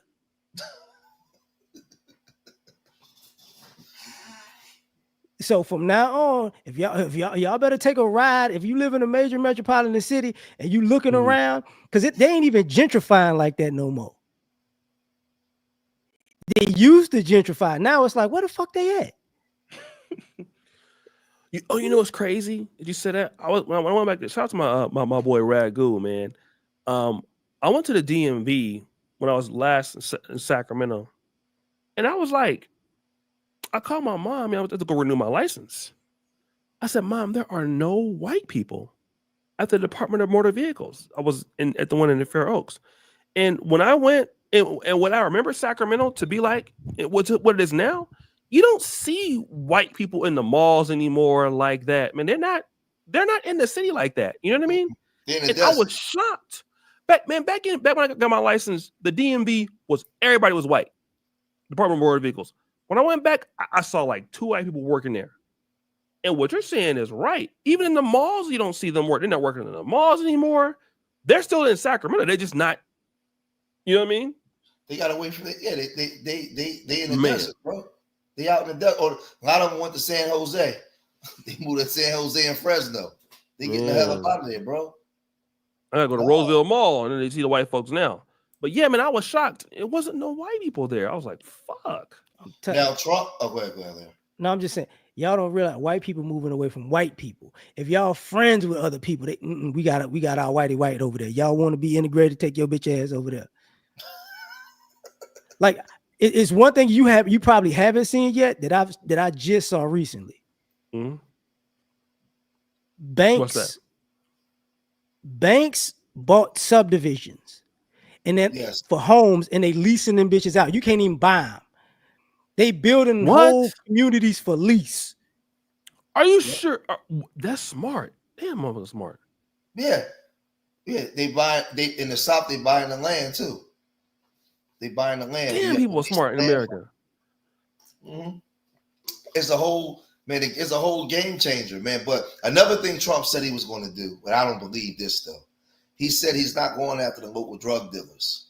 He said and hit the feds and the CIA after the cartels. You see that, LAR, right? He said he's going after the LAR. He said he's going after the cartels. He's going after the ship merchants. He's going after the chemical providers that provide the drugs. He's going after all of them. I'm sitting there watching this like, Trump, who do you think you're talking to? I'm like, you saw the LAR, right? He going after half of the representatives. Man, he gonna be on them ships getting high as shit. No. Because I don't know if you like DC, you know, all that the diplomatic immunity, right? Mm-hmm. But do you realize how many of them fucking congressmen and representatives is really in the game? Yes. Yeah, I believe it. The senators and the congressmen. So, but he said when matter of fact, he said it when he was debating Kamala. He said, we're going after the people that's bringing it to fentanyl and China and these big major cartels. He said, we're going to take them down and bring them. He said, we're going to bring them to court in the U.S. I said, oh, man. Well, the fentanyl, that's really affecting the whites, right? For sure. But it's coming in from China too, though. You know, they beefing with China.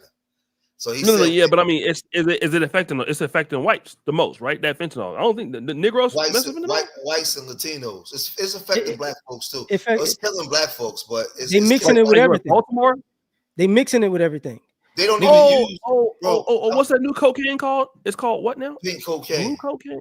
Pink. Is that what fentanyl do? No, fentanyl is like a new drug. They don't even use it. Like, you know, I'm in Philly, so you know, I'm in Kensington, is right here where I'm at. Right?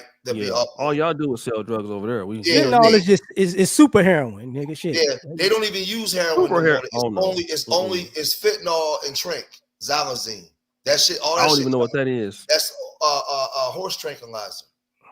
They eat your skin. You gotta get that. Smoking a horse tranquilizer. You gotta get that from the farmers and the motorcycle gang. They used to take. Oh no, I'm gonna call the police on somebody with that. No wonder why y'all out there acting so crazy on that tranquilizer. You saw those videos of Kingston. Everybody saw the videos of Kingston right here in Philly. Man, it's like a 13 block radius, man. And they on that tranquilizer? All the way up to Bridge and Pratt. White people, it's like we call them daywalkers. White people walking around like daywalkers, man. I'm not able. I'm still here with the goats in Africa. Yeah, I'm not able. No, but he said, but they're not even selling the heroin no more. They're selling the that's why he want to go after the what's the name, because they're not even importing heroin like that no more, because they're not doing it. They're doing the fentanyl. And at first, fentanyl was killing people left and right. These people been doing it so long, their bodies start building up a tolerance for it. So it's not killing them like it was. What? Yeah. And people didn't know how to cut it. So when they would get it, they was giving you pure 50 and it was killing you. Now they know how to cut it and it's not killing them, but you can make a whole lot more money off of it, and there's a whole lot more dangerous. So Trump said, we're going after the manufacturers and the cartels that's selling it. I'm waiting to see if he really going to do it. I ain't never see a president that went after him yet. Listen, if people scared of who on them Diddy tapes, then people be scared of who on them cartel tapes. Shit. You know they're not allowed to disclose CIA members' names, right? You're not allowed to. Oh, really? That. Huh? That's against the law. Yeah, international. I know. Yeah, and that's international though. International is bringing kilos of fentanyl from Guam or Southeast Asia into the United States border. What? He said it. Well, he said something else. He said he was going after the manufacturers, the chemical companies that they use to make it. Now, can't go after them. At my brother's trial, they wrote a letter to the judge in their federal trial, and he asked the question. The question was asked, and this was intriguing when Trump said that, because I remember at my brother's trial, they were saying that before you get to a kilo of cocaine that's on this table right here during this trial, these started out as plants. How did it go from a plant to a kilo? What kind of chemicals? How come these companies have never been brought on trial? They're making billions of dollars to make this plant into this brick of cocaine. Nobody. We the only ones that's here, right, man? So Trump said he was going after these companies. I said, man, get the flip out of here. No, you're not. So you gonna go after GlaxoSmithKline? You gonna go after all these companies that's made trillions of dollars since the 70s off of helping manufacture drugs? No, but okay. The problem with that is, especially like with stuff like fentanyl, you got to go after big pharma for that. Yeah, that was what I'm saying. That's what he said. It's not gonna happen. Yeah, because remember, big pharma. See, when people realize big pharma, gasoline, all the things it take to actually make a kilo of cocaine. Yeah, there's a whole bunch of other stuff that go into that to make it from the plant to cocaine. Yeah, I know y'all was snorting ethanol and yeah, that's what I'm saying. Come on, you snorting a whole bunch of crap, man. Yeah. Look, that's how they make cocaine. Gasoline, ethanol. Fuck. How y'all know all about something y'all want to tell me? Not atrazine. I have a whole lot of information on the topic. Are y'all Googling this right now, or do y'all Negroes know about this? No, he grew up in the street. I told you we went to Negro y'all over State here sound like a drill album telling on yourself. No, we went to Negro State University. They show you how to cook. How you make it is, brother. You basically put it in the microwave and then for 45 seconds. Yeah. Look, the Fed watching here, that's why people who are on drugs, like, they don't realize it ain't just, it's something's natural. Even with weed, people putting fentanyl in weed. Y'all don't realize. Yep. How you know about this, player? Because I know too many people that do drugs. Yeah, they putting all kinds of stuff. But I think. See, because what happened was there was a family called the Sackler family, and the federal government went after them. They had Purdue Pharma. They was responsible for 80% of the opioids that was coming into the country. Now, I was doing videos on them it's been a long time now, 8 years ago. They was taking all my videos down every time I was doing a video on them. You never saw them on the major news. They had to pay a $6 billion fine. They made more money when they got indicted by the feds because they started Rose Pharma, right? And sold more pills than they did when they was Purdue Pharma. And all they had to do, everybody, there's 485 people watching, just Google the Sackler family, right? And these people were selling. So now when your son got caught on a block with 2 pills in his pocket, they locked him up and gave him 2 years. The Sackler family sold like $1 trillion worth of pills, and billions of it got on the street. They even indicted doctors and stuff. These guys never went to jail. Not one of them. All they did was pay a fine. None of them went to jail. You know how many people died from this? And it never made mainstream news. That's crazy. Never made guys. Look, news. Y'all got, yeah, go ahead, Shoshay. I'm on it. It's 8 o'clock in the morning. But it was fun. See y'all next year. We gotta do the brother pill, man. Man. This is fun. We gotta pick topics. We gotta pick topics. I'm telling you, we gotta pick topics. Yeah, this is fun, this will pull man. me an LAR channel up too. We got to pick the Yeah. topic. Man, you know I ain't worried about my damn channel, man. I'm This I'm is a, I'm a fun, married man. simp. Nah, I ain't worried about my damn channel. No, I'm definitely a simp. You are the second and third member of the Temptations. I'm the lead singer. I sing. All you ladies watching now, I am the lead singer of the Temptations. I will be your bridge over troubled waters, baby. Not LAR. Look, let me see what our Simp. vote was. What our vote was.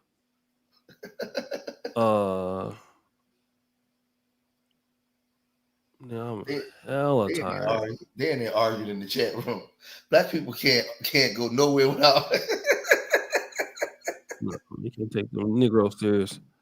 Hey, if they had us all tied up upside down and was about to feed us the alligators, we'll still be arguing with each other. Then we had 1,041 votes. We had 87% yes, 13% no. Yeah, that's pretty good. They want the brother pill. Yeah, man. I did let me say this. I'm so tired, I forgot. But the power be going out here, man. So yeah, y'all got that African connection. Well, hey, LAR, the power didn't go out. Using the nice hotel, so you don't have to worry about that. Man, hey dog. Who's this? You taking? Hey, LAR, when you got to Uganda and you got off the plane, how do you get to the hotel on the Zebra Express? Let me tell you something, man. George, I'm gonna tell you. I'm be honest with you, bro. Uganda is like a country full of Serena Williams and catsuits. Jesus Christ. That was very difficult for me to not lose my fucking mind. My wife would never let me come near. That is never let me come near, especially without her. Never. We had I think LAR's we had a networking event for King Gandhi, and he was there. We had any people there, but he was there. I had them open bars going in there too, player. Hey man, whatever that was, a Rowari. Is that the name of that? A Wargy? Shit, boy. That shit. I bought him a Wargy drink. That shit went right. Yeah, so if you come here, I'll buy you some drinks, y'all. If you ain't crazy. Yeah, my wife would never. I like having like networking events and stuff. People don't know. I like to party a little bit. One of my real good homies. I like Diddy though. I like Diddy. One of my real good homies is from Ivory Coast. You met my homie Alan O'Shea. He said the same thing LAR just said. He told me we was out one day working out during COVID, working out outside, right? And some women walked by in bodysuits. And he was like, man, that ain't nothing. You come to Ivory Coast, you ain't gonna want to leave. He said your head gonna spin around. I said, you know I'm married. He said, yeah, your wife ain't gonna let you come to Ivory Coast, my brother. You see, I'm moving to Uganda, dog. Look, y'all. Hey man, if y'all move to Uganda, man, just be glad. They don't have child support out there, do they? No. Yeah. No. That you because you're gonna have a lot of kids, goddamn it. You're gonna be clap state all day. Oh my God, man! Shout out to Shiny because he's moving. He's moving. You been here before? All right, man. So we'll try to maybe next week if y'all free. But guys, man, I gotta go to bed. Somebody said y'all crazy thick as fuck. Yeah, man. Go look at my Pet African Dating Show. Anybody press 1 before we go. Anybody see my Pet African Dating Show before? Go look at it, man. It's some stuff over there. And let me go ahead and press 1. Then let me go ahead and get y'all put y'all channels in the chat. Yeah, I was doing it all night. Man. Yeah. I want mine. I have to leave the shoots. I'm at 27,000 LAR. You what? I'm at 27,000 now. He been grifting me. Damn. You know how I've been grifting O'Shea. I'm about to grift O'Shea when we get off of here. Man, you know what? I'm about to put my new channel. I'm about to grift him as soon as I get out of here. Yeah. You know what? I'm gonna say I got a new channel in the chat. That's what I'm gonna say. Put it in there. And thank you guys, man, for coming in. Thank you, Ghana. Yeah, man, like it's so bad, man. Like we do it in Nairobi and who all been here? Austin have been here to see me before. JR Wisdom. J.R. Wisdom is the most gangsterous. I told this story all black, but J.R. Wisdom is the most gangsterous nigga on planet Earth. Like if you see him on his stream, like on his channel, he seem all well and reserved. No, man, that nigga. Oh my God. I never have listen in my life. I never met nobody that came here for a 72-hour time period frame and did what he did in that 72 hours in my life. Well, he has a doctorate. He's a professor emeritus out of Clap State University. Listen, yeah, he's a professor. That dude, man, that dude was on. He was like Mr. Fab. I'm only in town for a night. Listen, Austin was cool. He was here for a while. Me and Austin had a good time, man. We went to a little event that he vlogged. It was real fun. But J.R. Wisdom is a motherfucking gangster. J.R. Wisdom is a motherfucking gangster for real. On some real gangster shit type. That nigga's a real gangster. I'm gonna just be real 100%.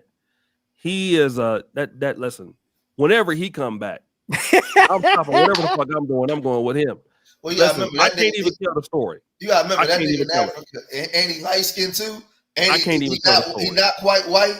He's not black. He's not all the way black and not quite white. That nigga black. I can't even tell the story. Austin be there before. Austin, I kicked with Austin before in Nairobi and in Kampala. But J.R. Wisdom, if you could ever meet him in real life, go with him. Yeah, he's light skinned. He in Atlanta now, I think. He in Atlanta now. Yeah, oh hell, boy. Yeah, he in Atlanta now, so you already know it's going down. Who in Atlanta? But I'm telling you, like some dudes is YouTubers, and some niggas just happen to be on YouTube. What he trying to say? J.R. Wisdom is the YouTube on YouTube, but he's a real 100% nigga for real. Like, yeah, J.R. Wisdom is the real life YouTube Mr. Steal Your Girl. Listen. I really want to tell. I can't tell the story though, but whenever he come back, man, you need a nigga like that. Like every time because I met a lot of y'all that came to Africa for real. Like I met a lot of y'all. But the J.R. Wisdom episode when he came out here in that 72 hours, dog, man, I ain't met nobody like it, man. That dude is a Hall of Famer. So if he ever want to come back, not everyone energy though, Shay. No, because you couldn't do your energy. Now I'm telling you, that nigga is crazy. Like he's a real gangster for real. Like, yeah, he got it popping. So some of y'all supposed to be here in February. Oh, Kyle was here. Kyle Morton. He was on here. He came here. He was here for like about a week. He had a, he's a legend in another way. But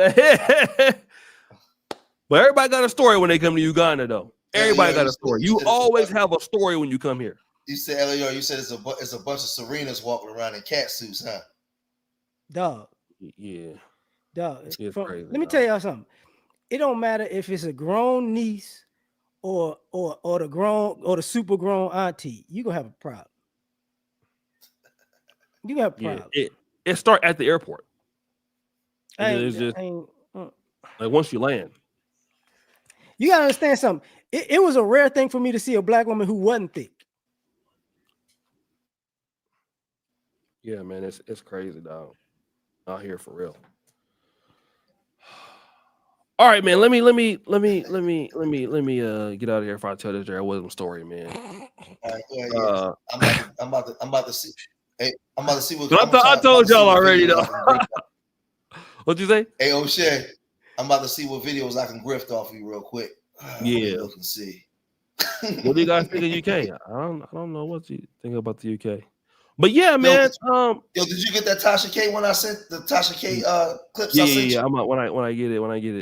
But guys, thank you for all the support. Thanks, LAR. You know what I'm saying? It was real fun. I like to, I was talking to George, but I couldn't get LAR at first.